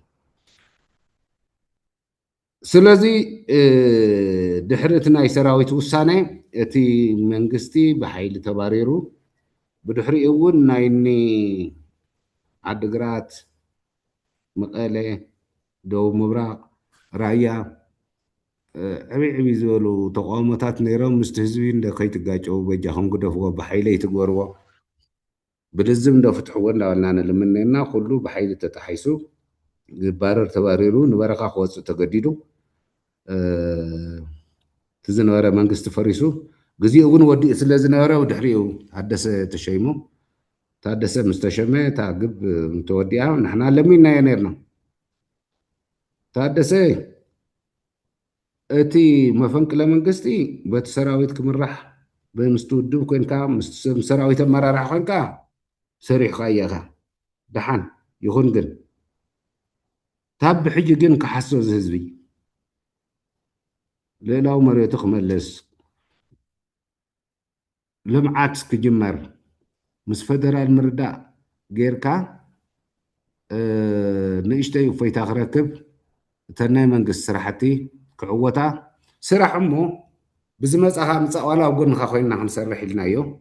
እሺ ኢልና ተስፋ ጌርና ብዙሕ ግዜ ኣባኺንልና ንሱ ክፍታሕ እዩ ንሕና እውን ናብ ሰራዊትና ክመልሱና እዮም ዝብል ኣብኡ ኮይንና ከዓ ክንሕግዝ ኢና ዝብል ተስፋ ነይርና ኣይተሳክዐን መጨረሻ ያው ከምቲ ዝረኣኹሞ ንዓይ እውን ክኣስሩ ወሲኖም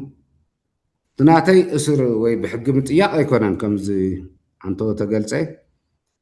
ዓፈና እዩ ነይሩ ኣነ ኩሉ ሻዕ ንራኸብ ኢና ምንም ፀገመ ይነበረና ኣብ ሕጋዊ ትእዛዝ ናይ ፍርዲ ቤት ትእዛዝ ኣውፂኻ መእዘዚ ሂብካ ተሪኢለ ኣነ ዋርድያ ብዘይብለይ እውን ናብ ሕጊ ክቐርብ ፍቓደኛ እየ ኣነ ኩልና እውን ከምኡ ተዘራሪብና ኢና እምበር ከኣስሩና ከም ዝወሰኑ ኣኼባ ንፈልጥ ኢና ግን ዘጥፋእናዮ ነገር የለን ብሕጊ ክስዕርና ይኽእሉን ኢና ንእተኢልና ንፀበ ዝጠየቁ ይጠይቁ ኣብ ሕጊ ኣቲና ክንከራኸር ኢና ኢልና ኢና ተፀቢናዮም ነርና ዝገበርዎ ግን ሰራዊት ኣኽቢቦም ዓፊኖም ናብ ዘይፍለጥ ቦታ ብጀካ ብዘይ ናይ ፍርዲ ቤት ትእዛዝ ናብ ዘይፍለጥ ቦታ እዮም ሰዊሮምኒ ታው ምስ ኩሉ ሰብ ምስ ማሕዝተይ ምስ ቤተሰበይ ከይራኸብ ተገይሩ እዚ ሕጊ ምኽባር ኣይኮነን ወይ ክቐትሉኒ ወይ ናብ ዘይኮነ ናብ ካሊእ ቦታ ክወስዱኒ ስውር እዩ ነይሩ እቲ ኸይዲ በጋጣሚ ኮይኑ ግን ከመይ ከም ዝፈለጠ ሰብ ኣይፈልጥን ብዝተመዓጀብተይ እውን ይመስለኒ ዘውፅዎ ትዝነበርናዮ ብዙሕ ሰብ ከቢቡ እቲ ጉዳይ እውን ፈሊጥዎ ዋዕዋዕ ስለ ዝበለ ድሒነ ብድሕሪኡ ንምንታይ ኣውፂኹሞ ተባሂሉ ካልኦቶም እውን ኣእትውዎም ተባሂሉ ከም ተወሰነ ንፈልጥ ኢና ጠንካራታት ስለላ ኣባላት እሙናት ናይ ቲፒኤልኤፍ ብፍሉይ ዝተመልመሉ እቲ ንፈልጦ ስለላ ዘይኮነ ካብ ደገ ድማ ካብ ሻዕብያ ዝተለኣኹ ናብኡ ዝተመደውን ኣካላት ብፍሉይ ይከታተሉና ስለ ዝነበሩ ታብዚ እንዳሓር ወይ ሞት ወይ ጨዊኻ ምውሳድ ስለ ዝኾነ ምንም ኣብዚ ክንቅመጥ ስለ ዘይንኽእል ኣማራፂ የለን ኢልና ናይ ባዕልትና ዘዴ ታብቲ ክትትል ኣምሊጥና ናብ ውሕስ ቦታ ወፂና እምበር ታብ ትግራይ ክንሃድም ታብ ህዝብና ክንፍለ ምንም ዓይነት ድሌት እውን ኣይነበረናን እቲ ኩሉ ዝረኽቦ ዘሎ ይቕጥቀጥ ኣሎ ይእሰር ኣሎ ይቕተል ኣሎ ጭው ኣሎ ከምኡ እዩ ኢልና ኢና ሓሲብና ብፍሉይ ንሕና ግን ፍሉይ ዓይነት ትኩረትን ናብ ካሊእ ቦታ ወሲዶም እውን ከሳቂና ዓይነት መደብ እውን ስለ ዝነበሮም እዚ ታብ ዝኾን ያው ገለስ ኢልና ምስ ማሓዘትና መፍትሒ ክሳዕ ዝህሉ ኣብኡ ኮይድና ክንቃለስ ይግበአና ኢልና ናብዚ መፂና ኣለና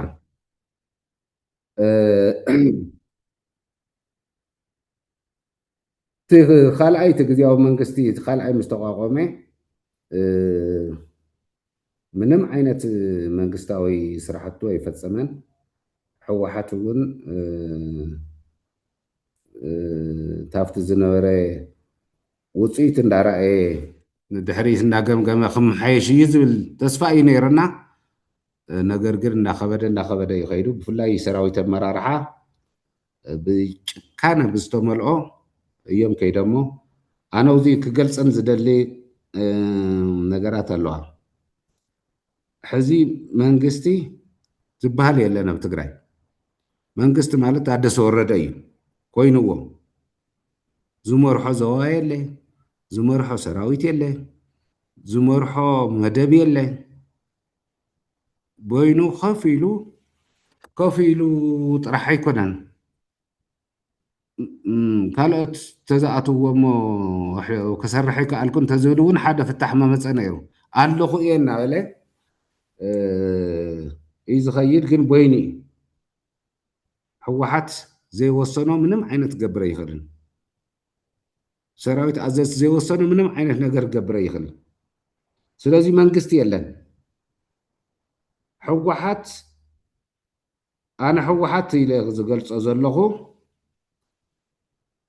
እቲ ላዕለዋይ መሪሕነት ታፍቲ ላዕለዋይ መሪሕነት እውን ፍርቆም እምበርቲ ጠቕላላ ናይ ሕወሓት ኣባል ናይ ሕወሓት ካድረ ናይ ሕወሓት ማእኸላይ ኮሚቴ ኣባል ኣይኮንኩን ዝገልፅ ዘለኹ ሕወሓት ከምኡ ይነበረን ቅድሚ ሕዩ ፈልጦ ኢና ኩልና ተቃሊስና ኣለና ኣሚንና ኣብኡ ዓቢና ኢና ሕወሓት ማለት ንዓይ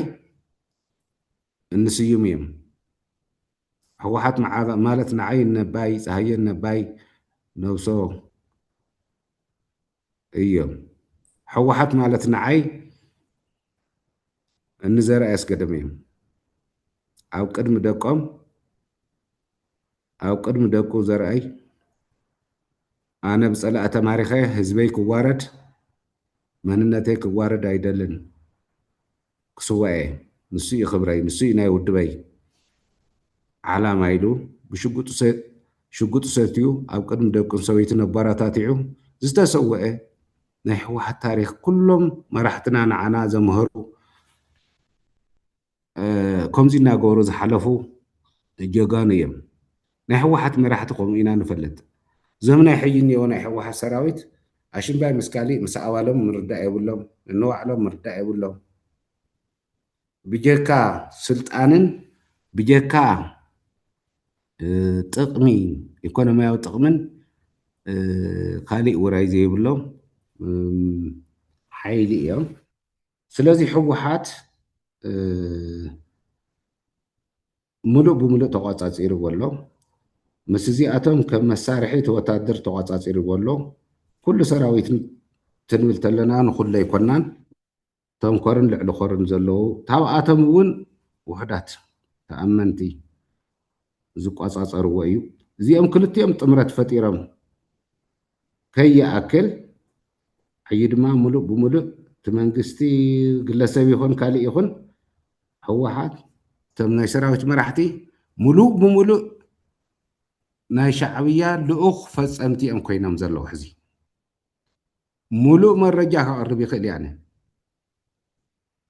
ኩሎም ምስ ሻዕብያ ራኸቡ ካብ ሻዕብያ ትእዛዝ ይቕበሉ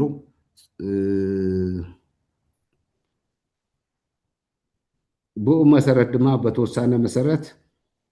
የተግብሩ ንእገለ እሰርዎ ንእገለ ቅተልዎ ንእገለ ተቆፃፀርዎ እንትብሎም ተሎ ሻዕብያ ዘይፈቀዶ ሻዕብያ ዘየፅደቆ ፕላን ኣይኸዱን ስለዚ እቲ ሕጂ ዘሎ ግዜያዊ መንግስቲ ንብለቱ ኮይና በቶም ሰራዊት መራሕትን ብውሕዳት ናይ ቲፒኤልኤፍ መራሕትን ዝምራሕ ዓዲ ሙሉእ ክስታይ ድማ ሙሉእ ሓላፍነትን ኩነታትን ድማ ንሻዕብያ ሓሊፉ ዝሃበ ሓይሊ እዩ ዝብል ኣለኒ እዚ ትብል ተለኹ እቲ ፅምዶ መበገሲኡ ኩናት እዩ ፅምዶ ኩናት እዩ ፅምዶ ሰላም ኣይኮነን እገለን ተሓባቢርና ንእገለ ነውቃዕዮ ኢልካስ ሰላም ዝበሃል ነገር የለን እቲ ኩሉ እቲ ኩነታት ዘፍርስ ናብ ኩናት ዘእቱ ውዕል ፕሪቶርያ ዘፍርስ ብሕጊ እውን ዘይፍቀደና ተሰዊርካ እኳ ከይስራሕ ብግልፂ ዝስራሕ እሞት ፅምዶ ድማ ሻዕብያ እቲ ኩናት ድሕር ኣቢሉ ኣብ ትግራይ ክኸውን ኣብ ጫፍ ትግራይ ክጅመር ተኽኢሉ ንቅድሚት ክቐፅል ንባዕሉ ክድሕን ተዘይክኢሉ ድማ ትግራይ ኣብ ትግራይ ውሽጢ ክዳኸመሉ ሓሲቡ ንናይ ባዕሉ ረብሓ ዘውፆ ንትግራይ ግን እንታይ ዓይነት ጥቕሚ ይኽበና ኢልካ ምንም ዓይነት ነገር ክትረኽበሉ ዘይትኽእል ካብ ጥፍኣት ወፃኢ ፅምዶ ኢሎም እትየምና ፅምዶ ጠቃሚ እንተዝኸውን ሰላም እንተዝኸውን ካሊእ ብዙሓት ነገራት ክነልዕል ንኽእል ኢና ለምሳሌ ምስ ፌደራል መንግስቲ ከም ሃገሩ ጨፍጫፍ እዩ ወሪርና እዩ ግፍዒ ፈፂሙና እዩ ግን ብውዕል ናብ ሰላማዊ ቃልሲ ንእቶ ተባሂልና ተፈራሪና ኣብ ቅድሚ ዓለም እዚአን መንግስቲ ይገብር እዚአን ትግራይ ትገብር ተባሂሉ ግልፂ ውዕል ኣለና ኣብ ትሕቲ እቲ ሃገር ከም ንኸውን እውን ንሕና እውን ኣሚንና ፈቒድና ፈሪምና ኢና በዚ ውዕል እዚ ኢና ንረኸብ ዘለና ምስ ሻዕብያ እቲ ዝገበሮ ወንጀል ከይኣክል ሕይኸ እንታይ ክንገብር ንሕና ንስኸ እንታይ ክገብር እዩ ተባሂሉ እንታይ ትውዕል ምንም ሕጋዊ መሰረት የብሉን ውሽጢ ተራዳዲኦም እኳ ተንብልሲ ብንኡስ ብሰላማዊ መንገዲ ታፍቲ ወሪሩ ዝሓዝዎ ኢሮብ ዛላምበሳ ጉሎ መኸዳ ፍርቁ ጎረ ስርናይ ፍርቁ ውረድ ንምዕራብ ድማ ሰሜን ምዕራብ ባድመ ሰንበል ዓዲ ተኳሉ ዓዲ ፀፀር ዓዲ ኣሰር ዝብሉ ብጣዕሚ ሰፋሕቲ ከባብታት ሙሉእ ብሙሉእ ኣብ ታፍቲ እዋን ኩናት ጀሚሩ ዝሓዞም ክሳብ ሕጂ ኣብኣኒ እንታይ ንምድሓን እዩ ሕጂ ትፅምዶ እዚኣቶም ዘይ ዓድና ኮይኖም ድዮም ኣብዚ ዘለው ዘይ ህዝብና ኮይኖም ድዮም ሞ ካሊእ ከባቢ ክነምፅእ ምስ ሻዕብያ ፍቅሪ ክንምስርት ስለዚ እቲ ዝግበር ዘሎ ፅምዶ ንግለ መራሕቲ መንገዲ መሕብኢ ክኸውን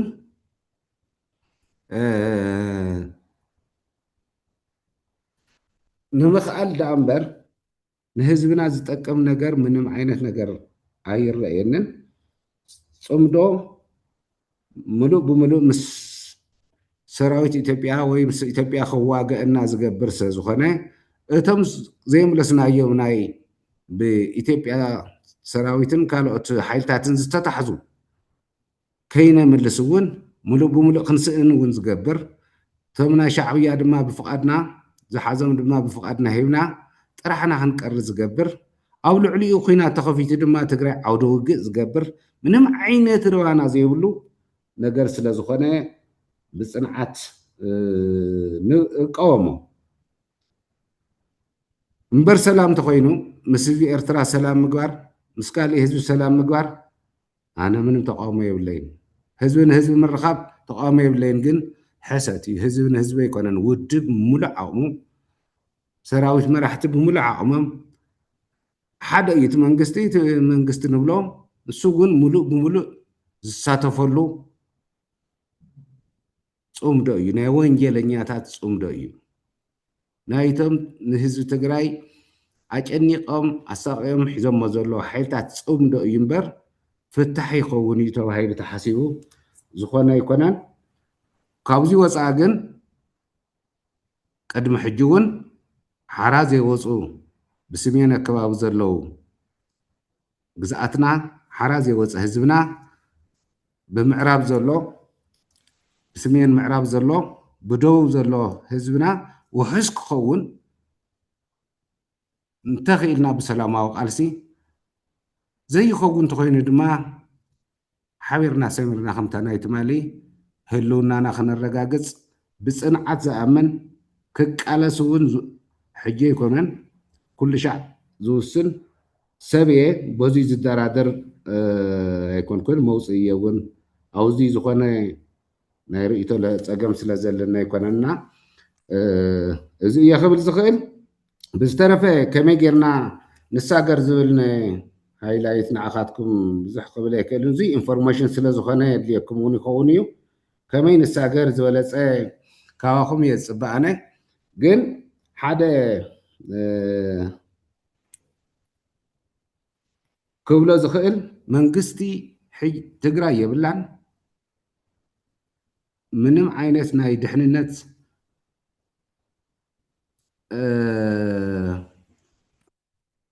كبيد ناي دحننت شجر اللوا عوشتي سئيلي يسب بمعلت زموت منم عينت زينا ونا يكون انت سمع خايون منم نابزي يكون الدرجه يوصي زلو تقراي تاب تقراي وشت اب زلو ጉሒላታት ሰብ ሓይሊ ዝፈጥርዎ ናይ ስልጣን ናይ ጥቃዓት ሽግራት ጥራሕ ዘይኮነስ ንኤርትራ ኣሽምባይ ግለሰብ ጨዊኻ ምውሳድ ሕጂ ኣቶስ መሊእቶ ዝወስዶ ሻዕብያ መን ኢኻ ዝብሎ የለን ክፍቲ እቲ መንገዲ ኮነ ተባሂሉ ከዓ እዩ ዛላምበሳ ብራማ ብባድመ በብዙሕ ከባቢ ምንም ዓይነት ድላይ ሓይሊ ፅዒኑ ግሒጡ ኣብ ድላይ ተዘእትዎ ዝጥየቅ የለን ስለዚ ከቢድ ናይ ፀጥታ ስግኣት ኣለዎ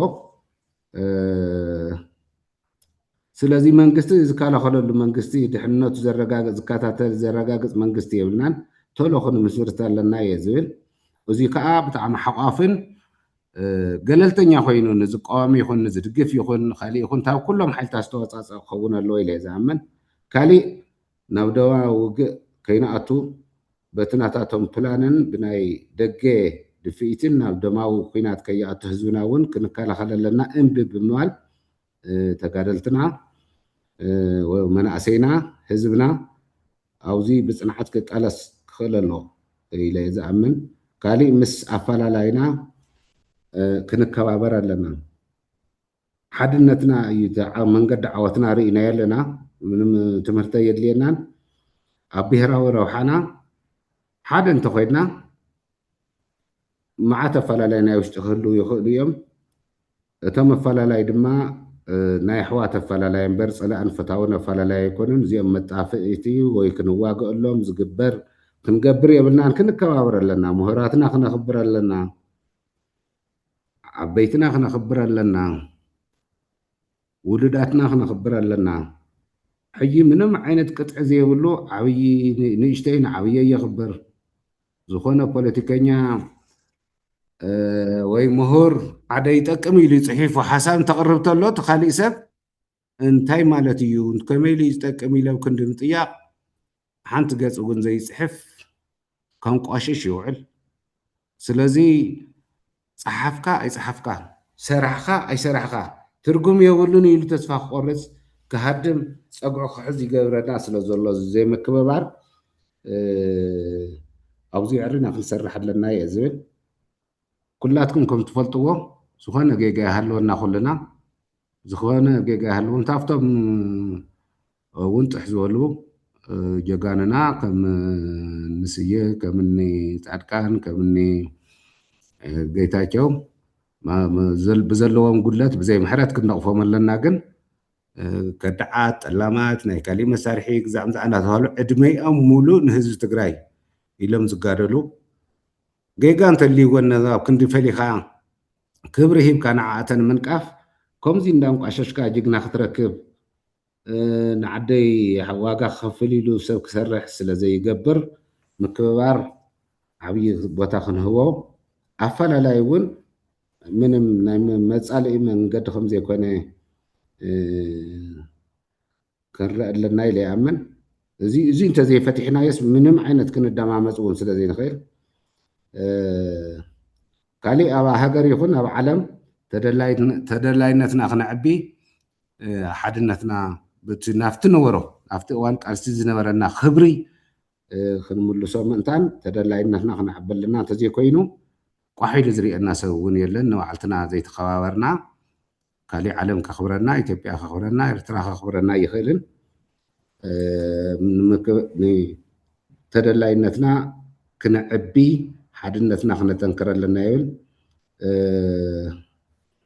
ካሊእ ኣብ ትዝኒሃ ዓለማዊ ኩነታት እቲ ኩነታት ኣንቢብና ተረዳዲእና መዋፅኦና ክሳዕ ንውስን ጠብሎቕ ኢልካን ዘይምእታው ሳይለንት ኮይና ህድእ ኢልና ነገራት ክነስተውዕል ይግባአና ናይ ዝኾነ መሳርሕን መጋባርያን ከይንኸውን ኣብ ዘይጠቕመና ሰልፍታት ከይንጓየ እውን ተንጥንቀቕ ይብል ካሊእ ሕዚ ዘድልየና ናይ ፓርቲ ውድድር ኣይኮነን ናይ ፓርቲ ፖለቲክስ ኣይኮነን ዘድልየና ኢለ እየ ዝኣምን ሕይ ትግራይ ኣብ ሕማቅ ኩነታት ስለ ዘላ ትወድም ስለ ዘላ ትብተን ስለ ዘላ ተስፋ ቆሪፁ ሰብ ናብ እግሪ ዝመርሖ ይኸይድ ስለ ዘሎ ኣብኡ ዝገጥሞ ነገር እኳ ከም ሰብ ከም ዜጋ ዝቆፅሮ ስለ ዘይብሉ ሕጂ ኩሉ ነገር ገዲፍና ፓርቲ ፖለቲክስ እውን ደው ኣቢልና ትግራይ ንምድሓን ኢና ክንቃለስ ዘለና ኢለ እየ ዝኣምን ዝደለዮ ኣፈላላይ እንተህልዩና ትግራይ ምስ ሃለወት ደድሕሪኡ ተወዲብና ክንፈትሕ ንኽእልና ሕጂ ግን ኩሎም ፖለቲካዊ ፓርቲታት ማሕበራት ሲቪክ ማሕበራት ምህራትና ኩሉ ዜጋ ኣብ ሓደ ክረብብ ኣለዎ እቲ ዝኒሄ ኩነታት ክንልውጦ ኣለና ዝኾነ ሰብ ክውንኖ የብሉን ኩልና ኢና ክንዓስሎ ኩልና ኢና ክነዋፀሉ ዘለና እሞ እዙይ ዝፈቅድ ኩነታት ኣብ ምፍጣር ድማ ክንሰርሕ ኣለና እየ ዝብል ካሊእ መጨረሻ ክብሎ ዝኽእል ሕዚ ዘድልየና ኩሉ ፀገም መፍታሕ ኣይኮነን መዓት ፀገማት ኣለዉ ብዙሕ ግዜ እንዳተደለዉ ዝመፁ መዓት ቅሬታታት እውን ኣለዉ እዚኣቶም ምዑግ ኣቢልና ኣብቲ መሰረታዊ ትግራይ ዘድሕን ፀገም ንረዳዳእ እሞ ንፍታሕ እዩ እቶም ካልኦት ቀስ እናበልና ክንፈትሖም ስለዚ ንእሽተይ ኣፈላላይ ሕጂ እውን መፈላለዩና መበታተኒና እንተኮይኖም ክንወፅኦ ይንኽእል ፀገም ሕነ ምፍርዳይ እውን ክህሉ የብሉን ኣነ ከም ዝወደል ንብፀተይ እውን ከም ተጋገዩ ብፀተይ እየ ዝወስዶ እምበር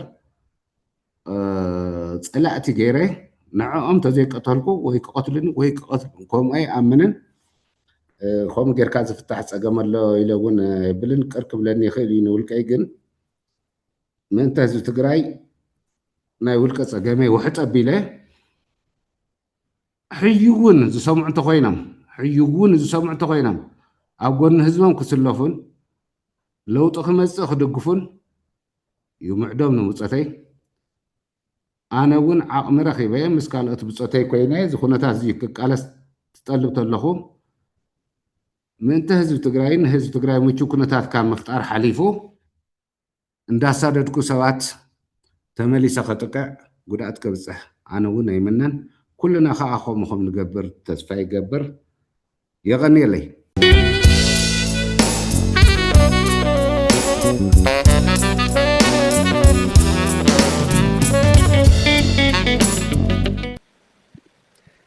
يقنيلنا جنرال قعش قبره بتاعنا نمسجن بحق سفح الولا ميمورينا ون ريفرش بالقبر من قدي كافت ما خت جميرو الشاب لومي نمره هنتات تارجاب زقرم بروح بالخانة من قدي قريولنا له زيد حرحزي تمدرخ نعتاتكم يكون سلسته دقيقة وأوشت سلسته دقيقة يتهم ويحطهم كتقرو نقدم لعله خلقن تقراي والساعات زي حساب طرح يدلي مخنياتو تنياتو خنتات كلنا نفولت ايو حاونا هربينيا حاونا جنرال قوش قبرون كاول علي مسكرنت كهب زخل سبيل لنمو بصبو خنتات قليسنا له سلازي ده الشاقر حساب طرح افتشقر مسرت غيرنا حسابنا طرح 3 دقيقة يدنا وصينا فرست كان فرستيو بو مسرت حساكم كتون عدم أمو ناب أفتي نيتك وزركم وش تسلست دقيقة سلطن بالهون من قدي بمكبر كن الذاتي مدرخ تخفيت له أفتانا من جمرة حمشت سوات خنوسرينا مجمرة أنقصهم برها وشت سلست دقيقة حساخا كتجلس أن ميت قبرك الله أنقصهم قزل برم سمع الله خده هو سمع الله أنقص برم أنا بزحت على عين لجن حزين جنرال خحت ولد الحتو ما بزحت يوم حزي ندي سوا زخور زلوا سوات political speaking مالتي بتم تسعروا يوم حزين شعبية خمسي قبر اللون نبل خمس أبي يخنكا I know بريتوريا العلوني روندي زي ببريتوريا دينا مسابين الرخب زلنا هذا قال أي سلطان حيزو بزح لو تخمس زي كاله حز دي سابا خيدس لو تخمس إلي عم ديو تقند أنا حز قبر زلوا قال سخلق عند على موستا يهنشتي من اللي سليد اللي ودي الله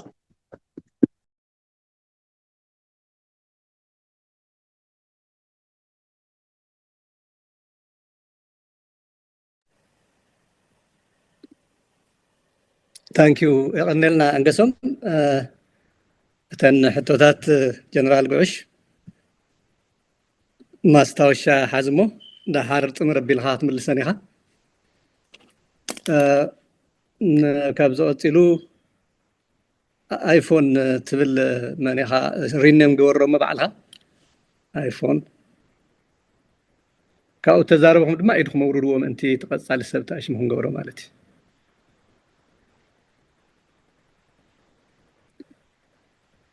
الآيفون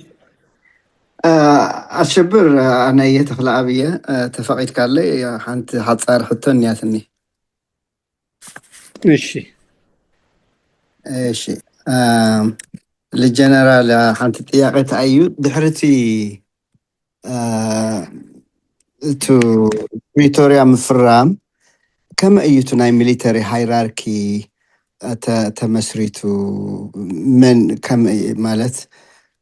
دارجا منقص اللي نبرة كلكم بالخالكم وياكم وتدرات مسريتكم تواجهون إيركم كأوت سلام مسمى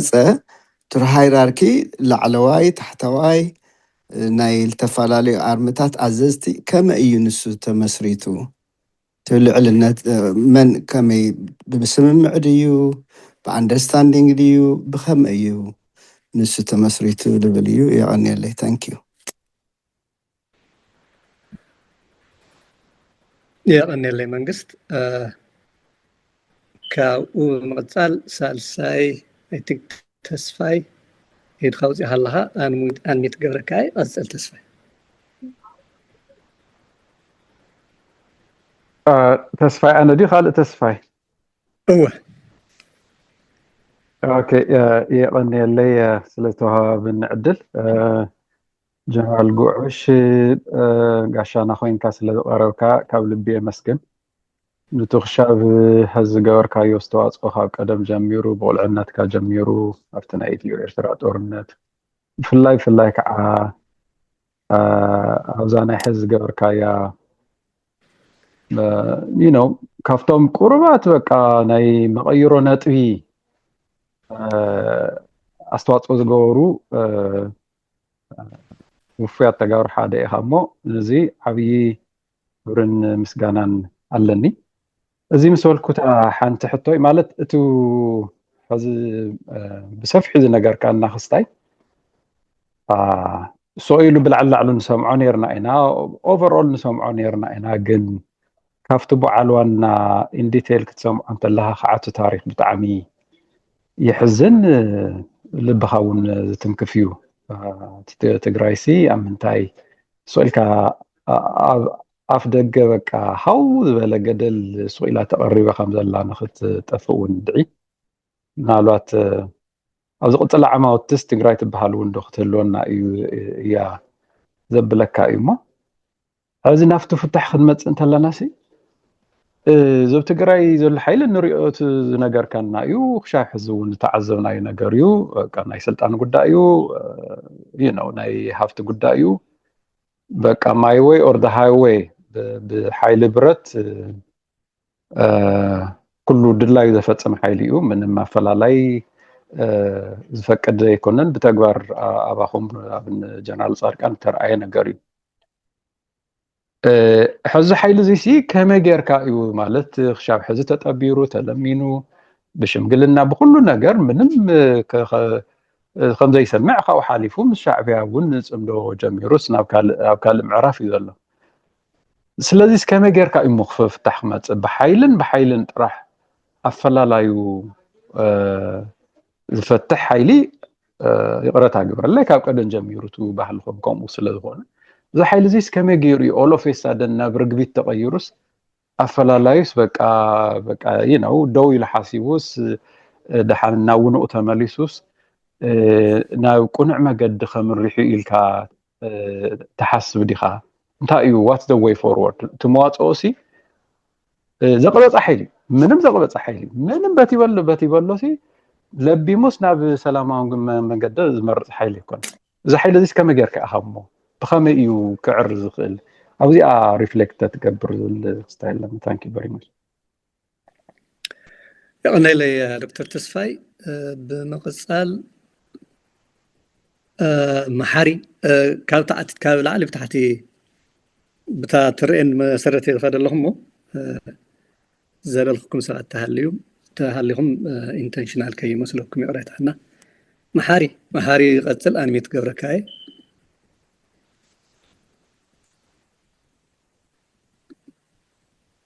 إني هذا محاري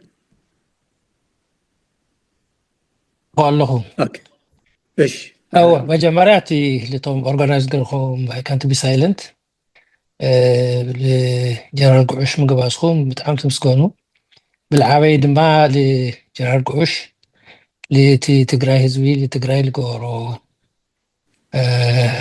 ساكريفايس وين مسوعة النت انها ميقيرو هزبي كحن بعد قروتشو لو تردر كبس على القارسين خالص عاوي فبر للني بتعامي غني لنا هذا تياغي تأيو وتناخذ لله هنا تأي أنا تلله له هذه تي تجري بسلامة من قد تجبرنا مفتاح بريتوري أجريمنت يعني را ناتا بريتوري أجريمنت تطعيم خا بسلام تجبر المفتاح لنا ورعدل تعبشي شاخزي تجري أمك رقعوا على الله تطورنتون خزي تجري لتوصلنا تلهونسي وين فيدرال منجستي وين شعب منجستي الوصلوا هنا تعيلوا له خزي كذاتهم تجري خزي تطورنت أو تطورنت لكاد العدم بي تطورنتس يخون إلى توصلنا لجزء هنا تاسيلي سأوزي جزء خزي فيدرال منجستون تطورنت بازيل جمريبال إساياسون already مريت لحظة له ولا تطورنت لا تزجاج له ناي تجري حالفتي وين بارتي أبالاتون دقف عزلو باوزيون of course سلامة أنتي ناي سلام سراويت علامو الوجنة اللي هنا اللي تجري زويلو الدولة بالأيو فازوزي هنا تاسي تطورنت تجري قبل موصل اللي يدخلوا الجزء وين بفدرال وين بإساياس توصلوا الجزء مو تجري سامي أكافت تطورنت دو تابلو تخيل ምክንያቱም ከዚህ በኋላ ፌደራል ጀምሮ ወላ ኢሳያስ ኤሪትራ ጀምሮ ትናጠርነት ቦታስ ትግራይ አትቆም ካብዚ ሲ መዋፁ ታዩ ምክንያቱም ከዚህ ጦርነቱ ትግራይ ተወሰሉ ሁኔታ ተዓድል ነበረትና ሰላም ዕድል ታፕሪቶሪ አግሪመንት ያነራ ታፕሪቶሪ አግሪመንቱን አንሽሻ በጊዜው አይተሰርሐላይ ከዛ ተረሲዓ በخلተ ወገን ጦርነት ወይም በፌደራል ወይም በኢሳያስ ነው ማዚ ጀመር ነው ሊሎ ሁኔታ አለሞ ናይ ትግራይ መዋፅስ ታይ መስል ይቀኒልኝ ثانك يو محاري باي تن حتى تعم بريف هنا حدا خلت سب فسمو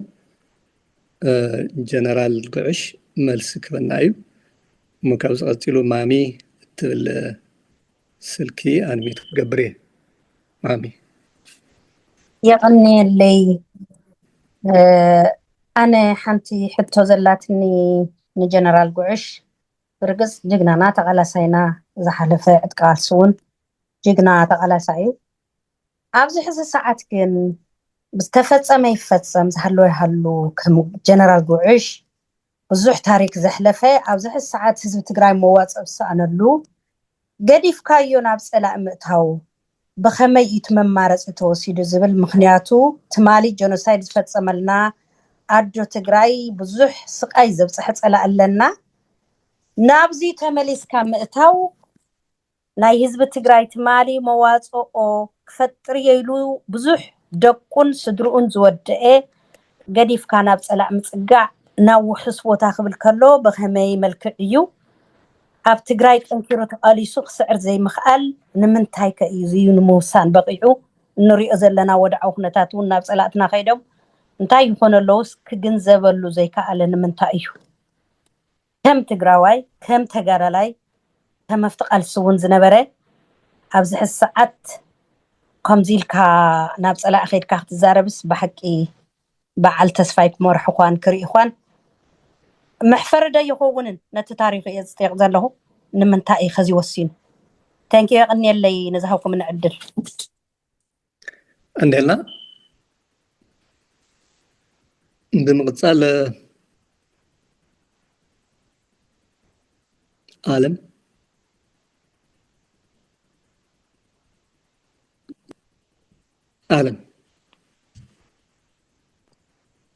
يا قد ما يجن لأك كالأسبات ونزوصو نيرم تزلم لك يعرفا راحي نايزا أخيبا فير نموخان لأك زي زلزلو قد ما ينيرو نا كما يكم زرعيكا يفلتن تي قد ما تغتل قد بفقادي أقدم من لأك كوبا ممارس كنيره أقدم يري أسلس أنحكو دحر أخت تخيلها يغني اللي لأك تايب تول سلكي وتعيش مغيرو أنا بشمو يواتي لأك زي زلزلو لأك زد مو لأك زي أنا دحر عالم يري الله عالم اسفا ما أنه عالم تسفاي أوكي سؤال كافتس أشويها أوكي أقدمهم إدوم زوصو سايتريوم زلها ماسي دحان حريم صبو كان عدل تحتي غدا الله الرأي مو دحان شقر يلن يا دحان كذا زي حسب كوا كالعلمو بزخون قدم تختلك صبو نيرو يغني لنا جنرال قعش نزقبر كاياستواصو هيوت كاملو نهزب تقراي تقالس كالو في اللايك أبتناي موداتا والساني تسخونتنا يموتن حياتن زنابرت كوينات سمين مبراق عد قراس الانبسا حيسكا عرجي حيسكا شعبيا عد قرات كحزاتو خوينوس أبريسا يوسا قريلكاز تمثل مسلالون سمعوينا زي مالت جبنناتيو بزحون تدنقيخا كن حزيتي قاطي منا زلو كل نجر زحزن سلا زخونه كاب تجراي موصخه بتعمينا حزيننا جن اب تجراي تتصنحون موت تموت كاز قدد خانيرو تحزن ويكا شعبي حيزو مخانا بعدهم تزوستو خامو تسايو خاني ناي موت ينيرو كله يخويناتنا نجر نتم كنمزي هذه حواتي زرعلو زنبر حتو تاتسي نابس لا انا منتاي كيد كاغل خبحال كله حدا غيزي لندو فتيخا دو خيفتها زقبر نجار سلازولو إمبر أبي سلاز فتخاي ويكا تا إثيوبيا دنو فتاويتنا أنا لكم كم زي كونه يرد أن يمكن تحدى جهزون تود يكونن ولا أنا بإثيوبيا أو تومبر حدا قال له ياو تجارو سلازخونكم أو زر لهم بومبلوهم ولا قدم خاز خدو ولا حز سعبكم هم سقعت لنا بحزيرو بزخونة تحطو ينسي كونن أملاك كابقاتهم قون يوصوهم ناي بحقي بلعت النفس لزخونو بعل أبي بيبي بعلات إثيوبيا ويكاشيت إثيوبيا أنا نبلا نحنا بناتنا جروب تام سوري جن إثيوبيا أنا لكم سلطة أمر خابط عم يزحزن نعاي إثيوبيا هم قتالي تنبر